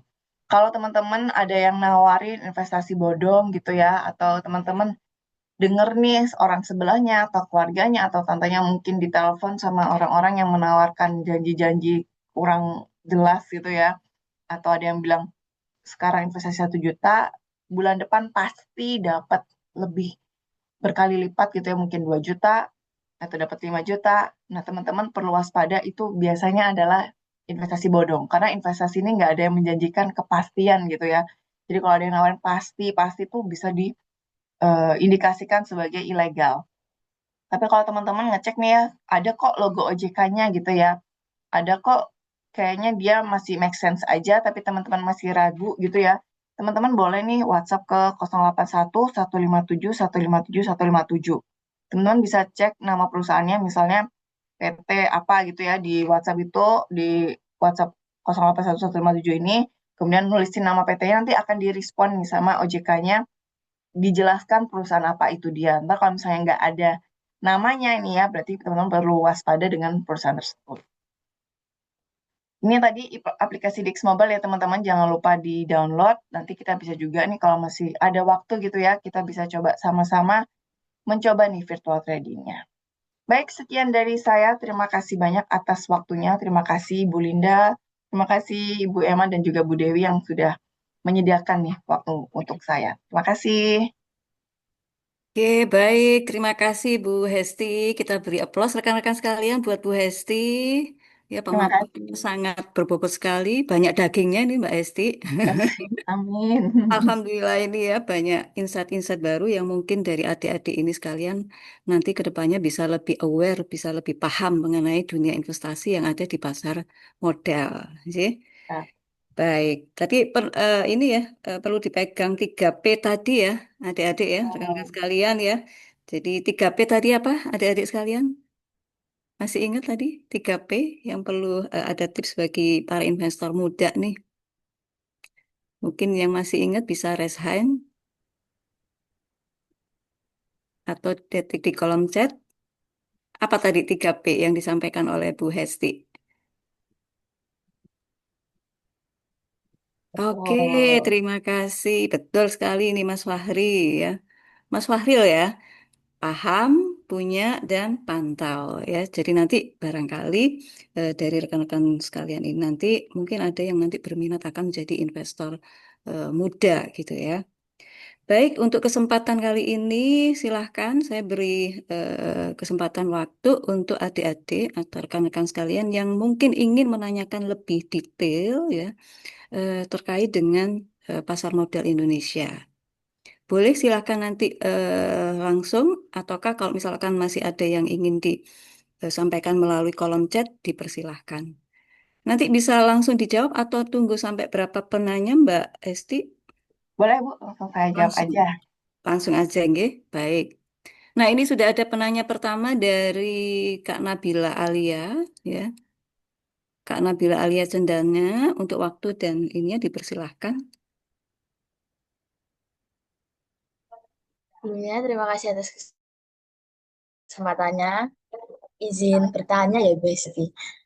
Kan sekarang itu banyak yang kayak anak muda itu FOMO gitu kan, Bu, mau investasi di ini, di ini, di ini. Nah, kemarin tuh baru-baru ini tuh saya dengar ada berita katanya, oh jangan investasi di aplikasi ini, di aplikasi ini tuh hanya scam gini, gini, gini. Terus termasuk saya juga hampir jadi korbannya Ibu. Nah, mungkin kira-kira dari Ibu Hesi itu ada tips and trick nggak sih cara agar kita tuh mudah untuk membedakan ini tuh aplikasinya scam ya, ini enggak gitu Ibu. Mungkin ada tips-tipsnya supaya kami para Gen Z ini tidak terjerumus. Terima kasih. Baik, terima kasih atas pertanyaan Kak Nabila Alia Cendana. Nah, ini sebenarnya hal bagus ya, Bu Linda dan teman-teman sekalian. Teman-teman tuh sebenarnya udah paham terkait dengan keinginan tuh ada gitu ya untuk berinvestasi karena juga mengetahui kondisi ekonomi saat ini dan global saat ini dan juga punya cita-cita tadi ya. Nah, tipsnya apa sih? Gini, mungkin saya akan share screen ya. Sebenarnya tipsnya juga tuh adalah kita cek dulu nih ya, nama perusahaannya itu dari mana gitu. Kita bisa cek juga di sumber terpercaya, seperti salah satunya adalah website IDX. Jadi kalau teman-teman ditawarin kayak suatu investasi, cek dulu gitu ya di website IDX ini, di www.idx.co.id. Ini teman-teman bisa milih juga, mau pakai bahasa Inggris atau bahasa Indonesia, juga bisa. Nah, cek dulu nih perusahaan tercatatnya, atau cek ini anggota bursanya. Kalau mereka udah terdaftar nih ya di anggota bursa sini berarti dia aman gitu. Misalnya nih kayak tadi ada Ajaib Sekuritas, Aldira Cita Sekuritas, ini mereka udah terdaftar di Bursa Efek Indonesia. Jadi kalau dia yang nawarin, oke gitu. Atau mungkin lebih mudahnya tadi bisa coba nih yang OJK 157 gitu ya. Dicek aja nama perusahaannya, diketik di situ nanti akan direspon nih sama OJK.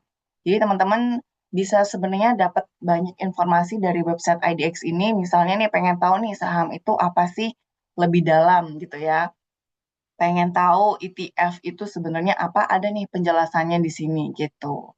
Dan juga teman-teman kalau mau tahu gitu ya terkait dengan apa namanya karir gitu ya berkarir di IDX itu seperti apa nih juga bisa di sini. Jadi kalau teman-teman ini udah tahu sekarang ya pasar modal itu apa, ini adalah kesempatan teman-teman untuk bisa mencapai atau menggali informasi lebih banyak. Salah satunya mungkin explore dulu aja nih website IDX karena banyak banget informasi yang bisa diperoleh di sini. Kayak kalau misalnya teman-teman nih biasanya ya anak muda itu suka nanya untuk investor pemula gitu ya, itu saham-saham apa aja sih yang cocok buat kita gitu kan. Biasanya kan kalau kita pasti suggest-nya adalah perusahaan-perusahaan yang fundamentalnya bagus gitu. Kemudian signalnya lagi apa yang dia rajin bagi dividen. Kenapa? Karena perusahaan yang bagi dividen dia pasti laba, tapi labanya juga dibagikan kepada pemegang saham. Nah, ini bisa juga lihat di indeks gitu ya. Di indeks saham, kita bisa lihat nih indeks High Dividend 20. Ini informasi dari indeks LQ45 ini apa aja. Kemudian misalnya indeks High Dividend 20 tadi, ini terdiri apa aja, teman-teman bisa unduh nih. Jadi kalau mau bikin penelitian pun juga bisa ya, gather informasinya dari website IDX ini. Jadi gitu kan Nabila kalau misalnya mau explore gitu ya, mau konfirmasi bisa lewat situ. Atau juga bisa nih ya, kita lewat aplikasi IDX Mobile. Udah pada download belum nih teman-teman sekalian? Ini adalah aplikasi IDX Mobile. Ini juga bisa nih ya, lebih mudah lagi teman-teman akan bisa lihat nih di sini. Tadi yang kalau mau masukin kode referral bisa di sini ya. Masukin di sini IDX Jatim nih. Di IDX Jatim ini. Kemudian kalau mau ngeliat tadi, misalnya terkait dengan informasi apapun juga ada di sini ya. Kayak mau lihat indeks nih bisa juga di sini di equity market, kemudian di indis gitu. Indeks ini ada banyak. Tadi saya bilang indeks high dividend 20. Ini berisikan ini ada 20 saham yang rajin bagi dividen. Hari ini lagi hijau nih teman-teman. Tuh BBNI, BBRI lagi pada hijau karena mau bagi-bagi dividen di bulan ini. Jadi adalah saham-saham yang mungkin bisa teman-teman.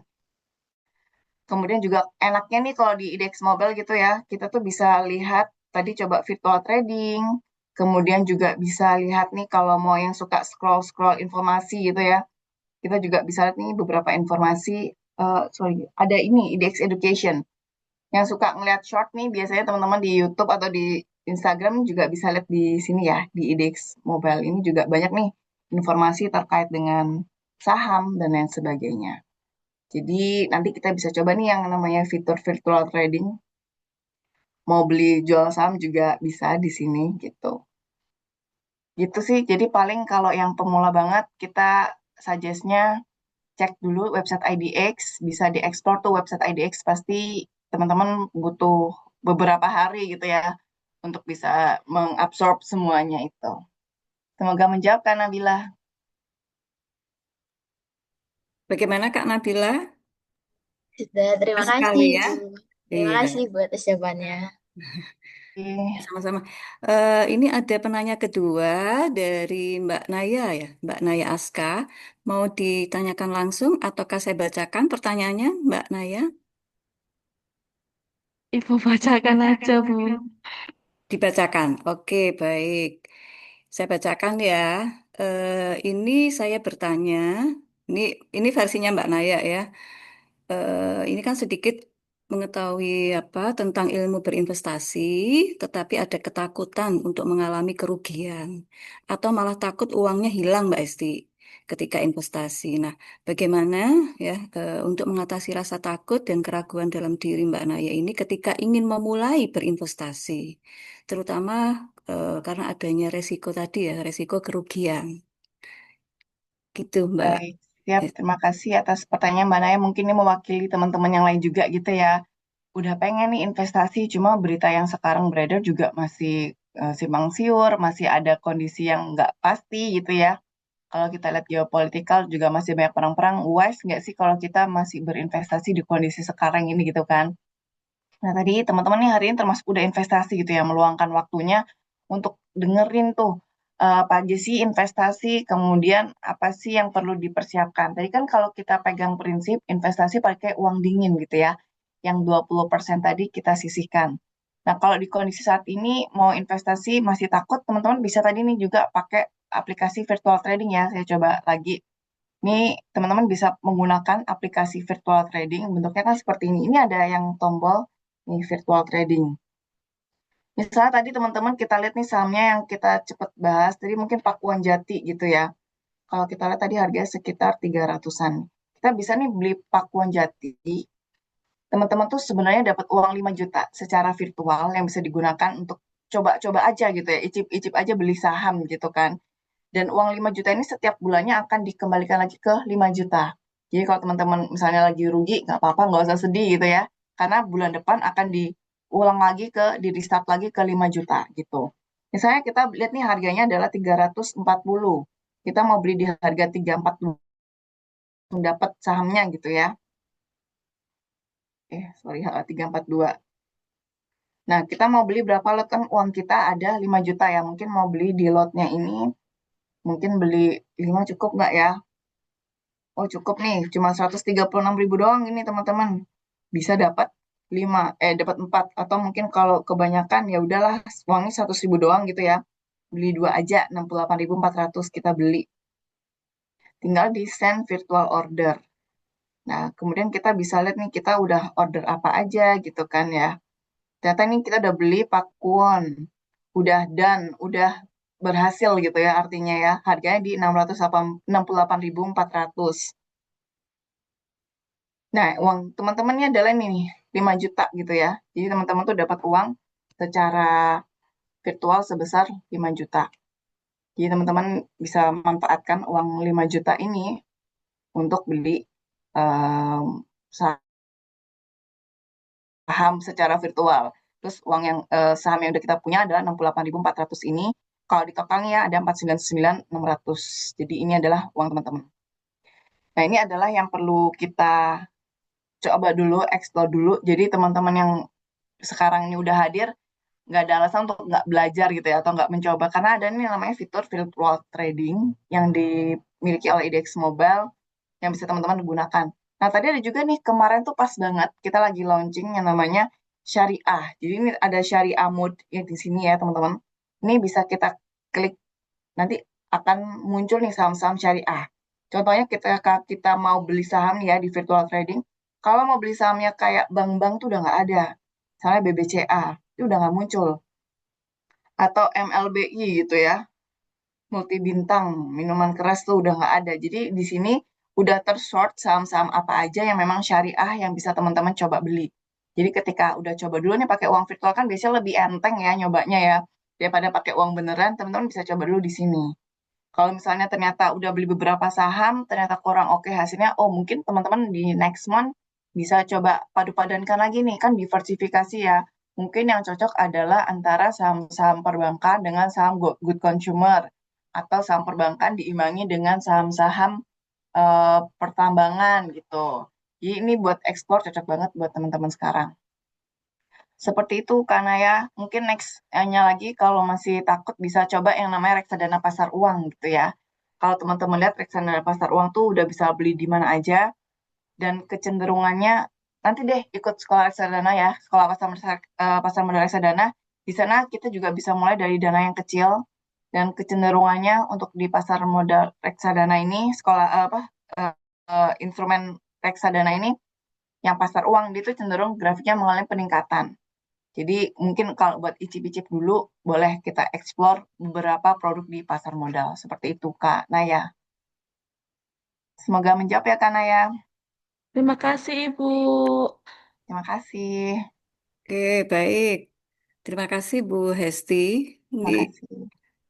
ada pertanyaan yang ketiga dari Mas Fahril Dava ya. Silahkan Mas Fahril Dava. Ya, Mas Fahril.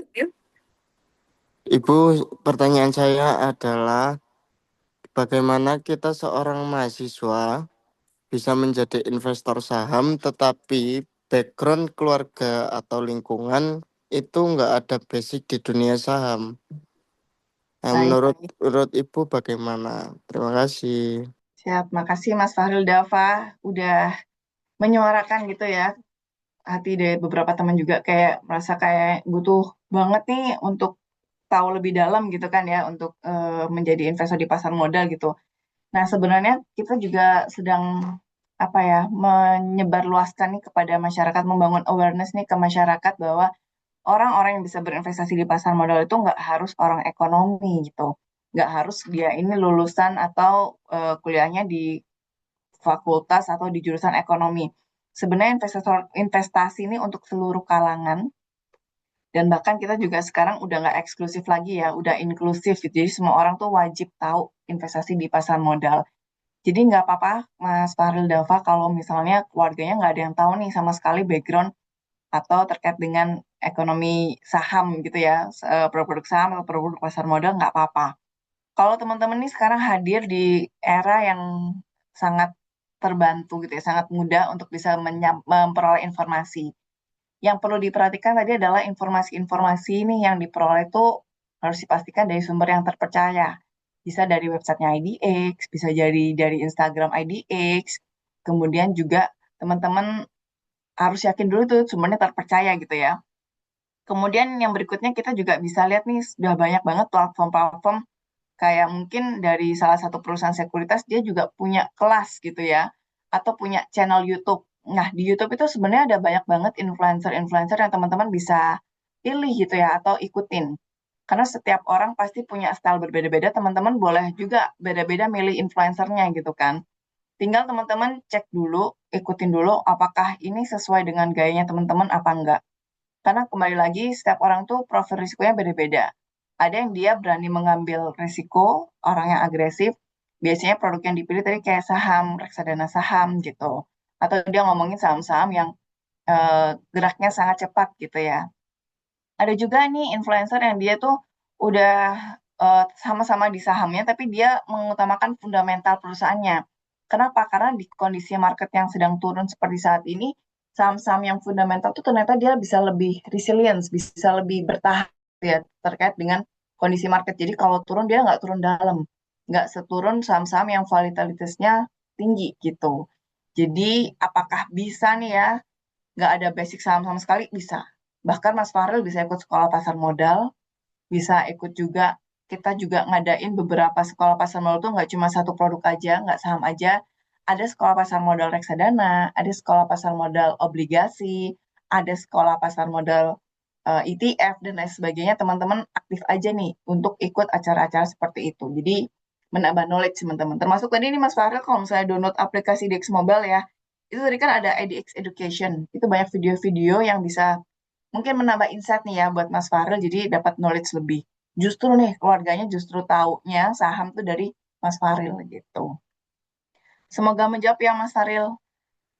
Baik Ibu, terima kasih. Makasih. Ini kalau nggak salah di Bursa Efek Indonesia ini juga ada sekolah pasar modal gratisnya ya, Bu Hesti ya. Betul, kita ada Rekan-rekan yang bisa online dan juga join. offline Ibu. Iya, oke. Baik, terima kasih Mbak Terima Hesti. kasih. Berikutnya ini ada pertanyaan lagi Bu Hesti dari Mas Galih.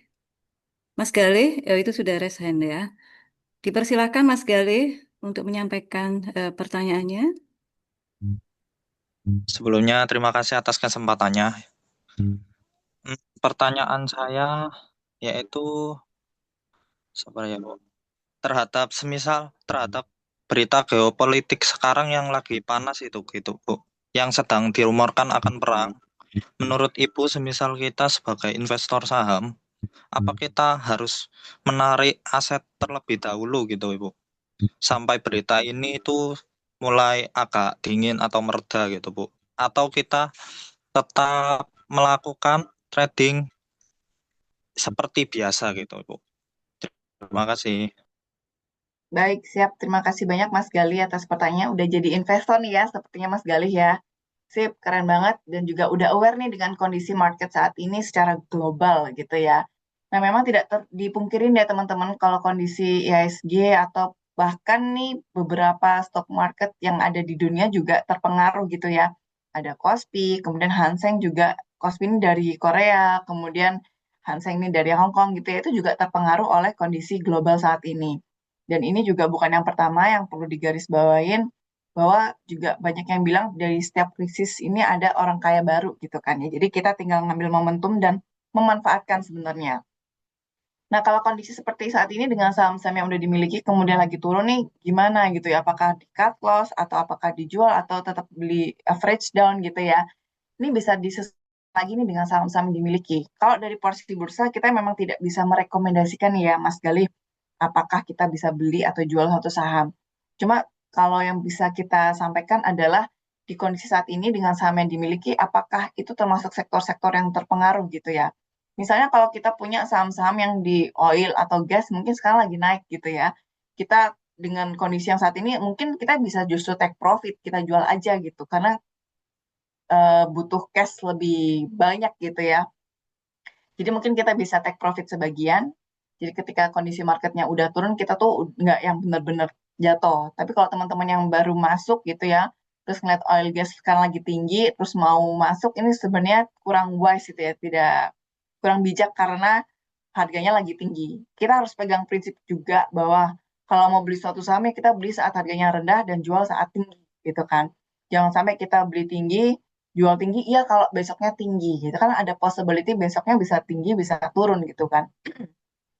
Jadi kalau dengan kondisi Mas Gali dicek lagi apakah saham ini terpengaruh atau kalau misalnya emang masuk nih ya yang ke positif gitu ya, terdampak positif seperti saham di sektor oil and gas, kemudian juga di emas gitu ya, itu mungkin masih terpengaruh gitu, atau batu bara dan lain sebagainya, itu mungkin masih terpengaruh positif. Jadi kita cek dulu nih, Mas Gali, saham-saham yang dimiliki apa.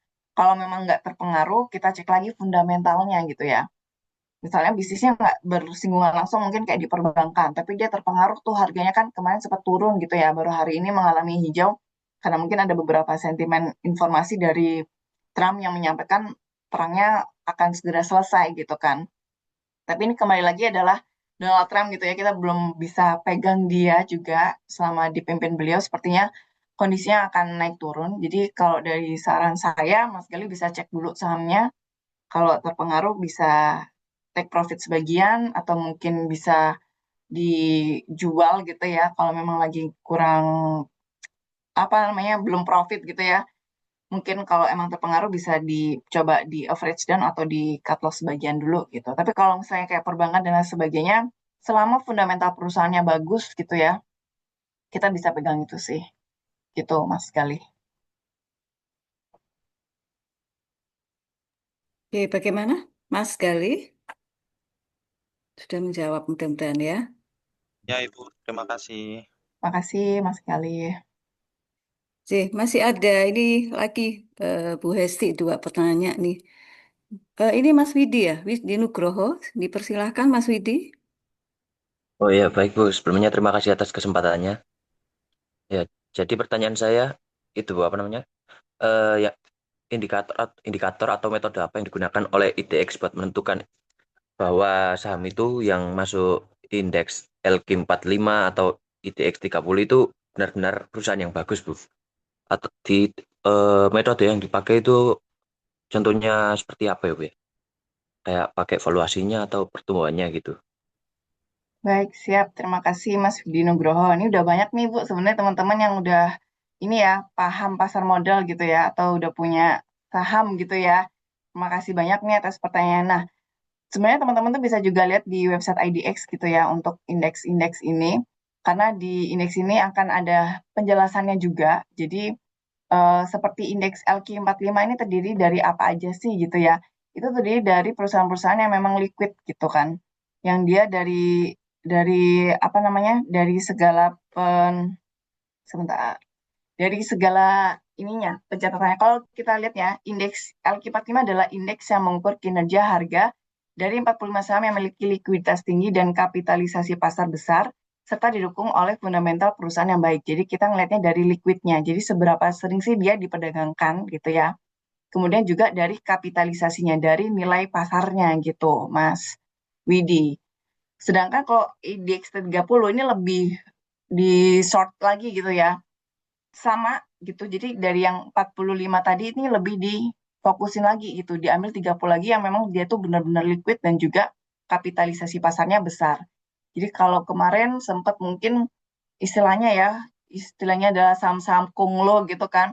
Dia kan sebenarnya nggak masuk ke IDX LQ45 karena nggak memenuhi kapitalisasinya. Mungkin dia liquid tapi kapitalisasi pasarnya nggak sebesar yang lainnya gitu. Makanya kalau sempat diperbincangkan juga gitu ya kinerja ISG kemarin tahun lalu itu angkanya mencapai 9.000, mencapai 8.000 gitu ya. Tapi LQ45-nya nggak sampai segitu, karena memang saham-saham yang harganya meroket nih atau yang mendongkrak ISG kemarin ini didorong oleh saham-saham konglo gitu ya, bukan oleh saham-saham yang di LQ45. Tapi kalau ketika saat krisis kemarin atau waktu market crash kemarin gitu ya, teman-teman bisa lihat nih saham-saham di LQ45 ini dia masih bisa dibilang bisa resilience gitu ya, bisa bertahan, nggak turunnya tuh mungkin turun tapi nggak terlalu sedalam saham-saham lainnya seperti itu. Nah ini Mas Widi bisa eksplor juga gitu ya di website IDX. Nanti di bagian produk dan layanan, di produk di indeks gitu. Nanti bisa cek, nanti akan muncul nih penjelasan dari setiap, aku coba share screen dulu biar teman-teman bisa mudah nih ya untuk explore di website IDX-nya karena sebenarnya ini teman-teman semua informasi ada nih di website IDX. Nah, oke, jadi teman-teman masuk nih ya di produk layanan di indeks ini. Nah, nanti akan muncul nih penjelasannya. Kayak tadi ada LQ45, kemudian ada quality 30, terus bedanya sama value 30 apa gitu kan. Ini ada kalau quality 30 dia memiliki profitabilitas tinggi, solvabilitasnya bagus, pertumbuhan labanya stabil. Kemudian kayak tadi ada juga IDX High Dividend 20 berisi dengan 20 saham yang bagi dividen dan lain sebagainya. Nah, ini bisa disesuaikan nih sama Mas Widi dan teman-teman gitu ya atau para investor. Biasanya juga nih indeks-indeks ini digunakan oleh manajer investasi ketika dia sedang mengambil keputusan mau beli saham-saham seperti apa. Biasanya mengacunya ke di sini di indeks. Kemudian kalau yang suka syariah gitu kan ini juga ada beberapa nih, ada JII 70, ada JII aja, kemudian ada indeks saham syariah, dan lain-lainnya juga ada gitu yang buat syariah. Jadi silakan kalau mau dieksplor, boleh banget. Dicoba dulu aja website IDX. Seperti itu Mas Widi. Terima Semoga kasih, Bu. menjawab ya. Ya, terima kasih, Bu. Terima kasih. Baik, terima kasih Bu Esti. Ini masih ada dua lagi Bu Esti, bisa nggih? Ya, Oke. Ini ada pertanyaan dari Mbak Azahra. Mbak Azahra, apakah masih ada? Ya, Ibu, masih ada. Iya, silahkan Mbak Azahra.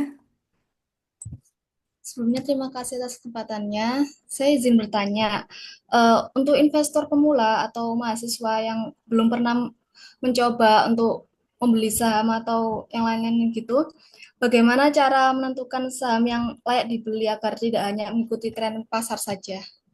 Terima kasih. ya, makasih banyak Mas. Sorry Mbak Zahra Nabila itu ya. Ini pertanyaan bagus banget dan ini tadi udah juga kita jawab sedikit gitu ya. Jadi cocok nih nyambung sama pertanyaan sebelumnya. Jadi tadi yang seperti udah kita sampaikan bahwa untuk teman-teman bisa nih memanfaatkan indeks gitu ya. Yang ada di IDX Mobile, kemudian juga ada di website IDX. Kita bisa pilih nih tadi yang masih oke gitu ya, adalah perusahaan-perusahaan yang kalau secara tutup mata aja gitu ya, yang bagus tuh yang mana sih? Kan indeks juga ada banyak gitu ya. Kita bisa pilih nih indeks yang high dividend 20. Karena di sana terdiri dari 20 saham yang rajin bagi dividen selama 3 tahun ke belakang. Kenapa disarankan kepada investor pemula? Karena perusahaan-perusahaan yang rajin bagi dividen itu artinya perusahaannya mengalami laba. Dan labanya ini dibagikan kepada pemegang usaha. Kalau perusahaan itu laba berarti dia kinerjanya produktif gitu ya. Dia berusaha nih gimana caranya agar perusahaan itu selalu laba dan selalu memberikan uh, yang bagus gitulah ya buat para investornya. Jadi untuk pemula kita akan menyarankan, kalau dari saya menyarankannya bisa cek di indeks high dividend 20. Biasanya kalau teman-teman lainnya nih kayak perusahaan sekuritas biasanya juga menyarankan beli saham-saham perbankan gitu ya, yang perbankannya yang big bank gitu. Jadi karena Big Bang pun sendiri tadi masuk ke yang indeks high dividend 20, masuk ke LQ45 juga gitu ya. Jadi dia liquid dan juga dia memperoleh laba dan juga membagikan dividen. Seperti itu. Mungkin kalau mau saham yang sekarang ini mau bagi dividen juga bisa ya, selama sebelum Kamdit gitu. Gitu sih Mbak Zara, mungkin cara paling mudahnya gitu ya, kita cek dulu dari indeks high dividend 20 seperti itu. Oke, baik. Terima kasih Bu Hesti. Sudah jelas ya Mbak Azara ya? Sudah Ibu, terima kasih banyak. Iya, sama-sama. Ya. Satu lagi nih Bu Hesti dari Mas Rici Pamungkas. Mm-mm. Ini bagus. Mas Rican Pamungkas, dipersilahkan. Masih ada? Ya Ibu, terima kasih atas kesempatannya. Mohon izin Ibu, ini aslinya nggak jauh beda dari beberapa pertanyaan yang lain. Mungkin dalam kondisi keterbatasan sumber daya finansial yang dimiliki mahasiswa, sejauh mana investasi di pasar modal dapat menjadi instrumen yang realistis untuk membangun kesejahteraan finansial di masa depan? Dan strategi apa yang sebaiknya diterapkan agar keputusan investasi tersebut tetap rasional serta berkelanjutan? Terima kasih, Ibu. Siap, terima kasih Mas Rican Pamungkas yang udah menyuarakan ya anak mahasiswa nih masih bisa investasi. Kan kalau kita dengar banyak nih bilang untuk mengencourage ya, ayo investasi-investasi, tapi yang realistis yang bisa diterapkan nih yang mana gitu ya. Nah, kalau kita bilang mungkin teman-teman harus kembali lagi berkaca ke masing-masing gitu ya. Apakah ada dana yang diberikan ini ya, itu tuh bisa nggak untuk teman-teman itu disisihkan dulu gitu. Karena untuk sebenarnya yang paling penting kita mencoba dulu untuk mengalokasikan dana kita untuk berinvestasi ataupun untuk menabung gitu ya dan kebutuhan kita. Ada banyak cara, misalnya eh, kita bagi-bagi dulu. Misalnya kalau uang kita nih tiap bulannya dapat 3 juta nih dari orang tua gitu ya, udah termasuk bayar kos-kosan. Nah ini kita bisa pakai yang metode zero sum. Jadi kita kurangin dulu dari 3 juta, dikurangin untuk bayar kos-kosan, misalnya 50 gitu ya, atau 1 juta lah ya, 1 juta, sisa 2 juta. Nah, 2 juta ini kita hitung lagi nih buat transport, buat lainnya, ada lagi nggak sisanya gitu ya, oh masih ada nih, dipakai mungkin cuma 250, jadi ada 1.250.000, buat makan dipolin deh 1 juta, kan sisa nih 250.000 ya. Nah, sisanya ini yang kita sisihkan untuk menabung. Jadi kita tapi tuh dilakukan di awal. Jadi kita udah ngitungin dulu pengeluaran kita ini, tapi pakai metodenya zero sum gitu ya. Jadi nggak pakai persentasi. Jadi kayak yang paling possibility ini berapa sih yang bisa kita gunakan dana untuk menabung gitu ya. Kalau kita sudah bisa menabung, kita baru bisa berinvestasi gitu kan. Di sini key point-nya adalah teman-teman belajar dulu untuk konsisten. Karena kalau kalau teman-teman pernah baca ini bukunya dari Pak ini ya, Morgan Housel gitu ya, kayak perusahaan yang dia konsisten tuh lebih diminati oleh seluruh masyarakat gitu ya, atau seluruh warga. Kenapa? Kayak contohnya McD. Ketika kita pengen beli burger di McD, kita udah tahu nih, kebayang, oh aku pengen beli burger McD karena rasanya ya kayak gitu kan. Ketika kita beli di Indonesia maupun di luar negeri, suatu kota lain gitu ya, itu rasanya akan udah sama. Pasti orang akan lebih memilih yang rasanya udah tahu bakalan kayak gitu daripada kita beli nih satu produk baru gitu ya, baru launching, kita beli pertama rasanya cocok nih sama lidah kita karena enak, kita pengen balik lagi. Nah, waktu kita balik lagi ternyata rasanya beda nih sama yang pertama. Di situ kan customer bisa jadi pergi gitu kan karena dia nggak konsisten. Nah, ini sama kayak teman-teman ketika melakukan nih ya, untuk berusaha yang pertama kali paling bisa dilakukan oleh teman-teman gitu adalah konsisten. Jadi ketika teman-teman udah belajar konsisten punya dana yang disisihkan untuk menabung, insya Allah teman-teman akan bisa mewujudkan gitu ya mimpi teman-teman. Karena sebenarnya ngebangun habit atau konsistensi ini pun sendiri tuh nggak mudah. Jadi selama teman-teman mulai dari yang kecil dulu, konsisten itu bisa, insya Allah sih bisa berkelanjutan.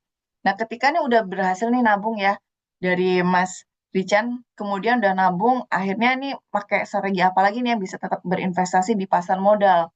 Oh, tadi tahu nih ada yang namanya produk reksadana pasar uang. Karena market lagi kurang bagus, dan uangnya nih kayaknya belum cukup buat beli saham yang diincar gitu ya, bisa masukin dulu ke reksadana pasar uang. Karena kalau teman-teman nanti belajar reksadana itu ya, ada yang namanya itu prospektus dan juga fund fact sheet. Di fund fact sheet dan prospektus tuh dijelasin produk ini tuh dibeli di produk apa aja. Ada saham, kemudian pasar uang apa, obligasi apa, itu kelihatan. Dan juga di situ tuh di fund fact sheet teman-teman akan lihat grafik kinerja mereka selama beberapa tahun ke belakang. Kalau histori mereka kinerjanya bagus, bisa jadi patokan bahwa ke depannya dia akan bekerja atau mengusahakan gitu ya, suatu manajer investasi ini akan mengusahakan kinerjanya sebagus tahun-tahun sebelumnya, karena itu jualannya mereka juga gitu kan. Jadi mereka akan mengupayakan hal tersebut. Nah, kalau udah punya uang, udah terkumpul, ngerasa bisa nih habit itu dibangun, teman-teman bisa nih sisihkan tadi yang udah terkumpul di tabungan teman-teman, masuk dulu aja ke reksadana pasar uang. Karena itu adalah salah satu produk pasar modal yang paling mudah, yang paling murah, yang bisa dilakukan oleh semua orang gitu. Jadi Mas Richen bisa mulai dari situ dulu. Ketika habit sudah terbentuk, kemudian udah tahu nih produk pasar modal apa aja gitu ya, udah berani. Jadi yang nyata, investasi nyatanya di reksadana pasar uang, sambil belajar gitu ya, belajar di tadi virtual trading.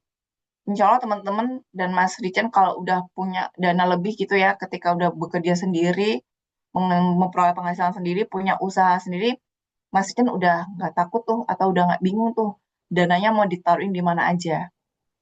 Udah tahu obligasi, yaudah deh mungkin dana untuk pendidikan anak akan tahu di obligasi aja karena pendapatannya tetap dan baru diambil udah tahu 4 tahun lagi baru masuk sekolah nih anaknya, teman-teman bisa masukin obligasi.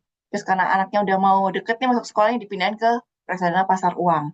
Jadi teman-teman udah terbiasa nih dengan produk-produk pasar modal dan udah tahu cuannya bakal lebih oke di mana, bakal lebih aman di mana seperti itu. Jadi kalau yang sekarang banget Mas Cichen berusaha dulu aja konsisten Mas ya. Karena belajar menyisihkan dana dari nggak pernah sekarang mulai belajar tuh nggak mudah. Tapi kita coba dulu aja dari hal yang sederhana dan dari yang kecil aja gitu. Semoga menjawab ya Mas Rican Pamungkas.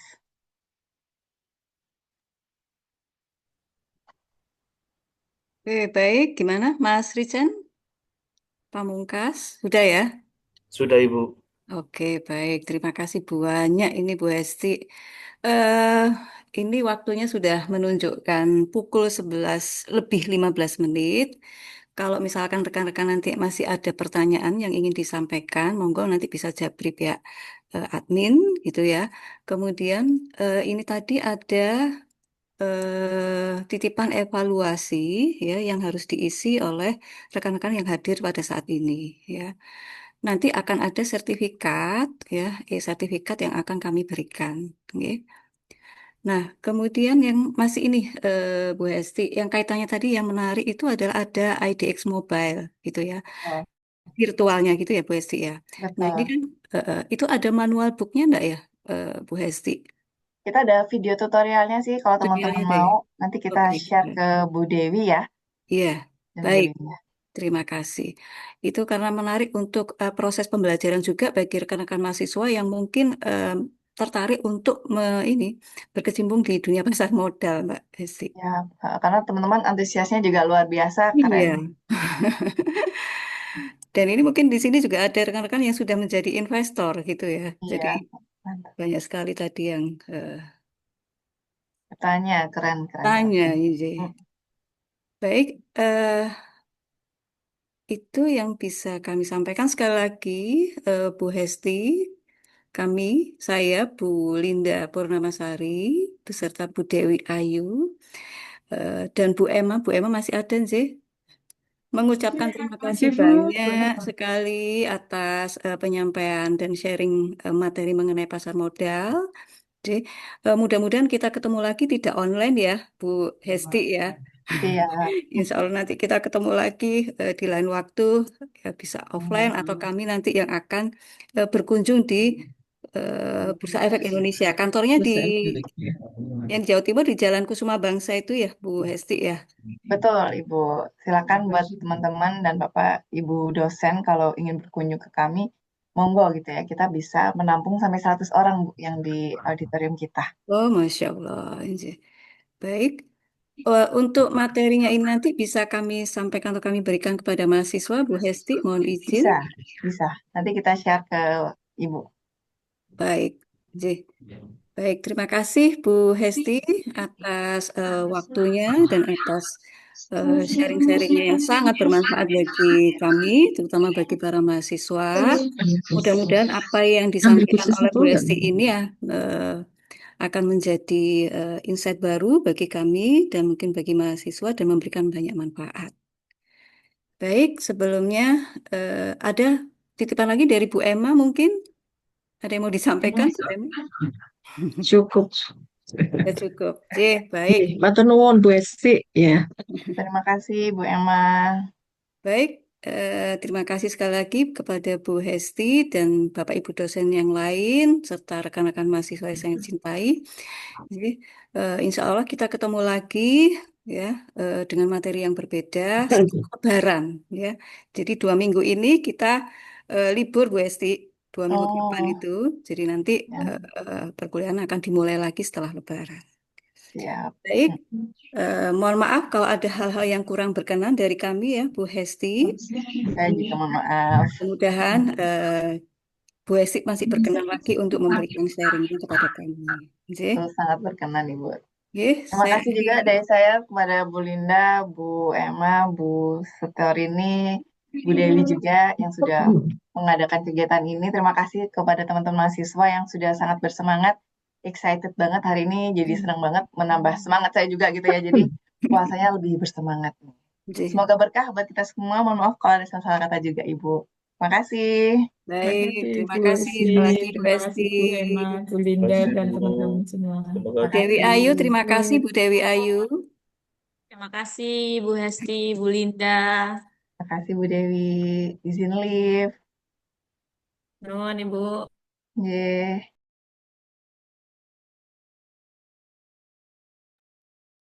Izin mengakhiri Zoom, G, Bapak Ibu. Terima kasih teman-teman mahasiswa juga.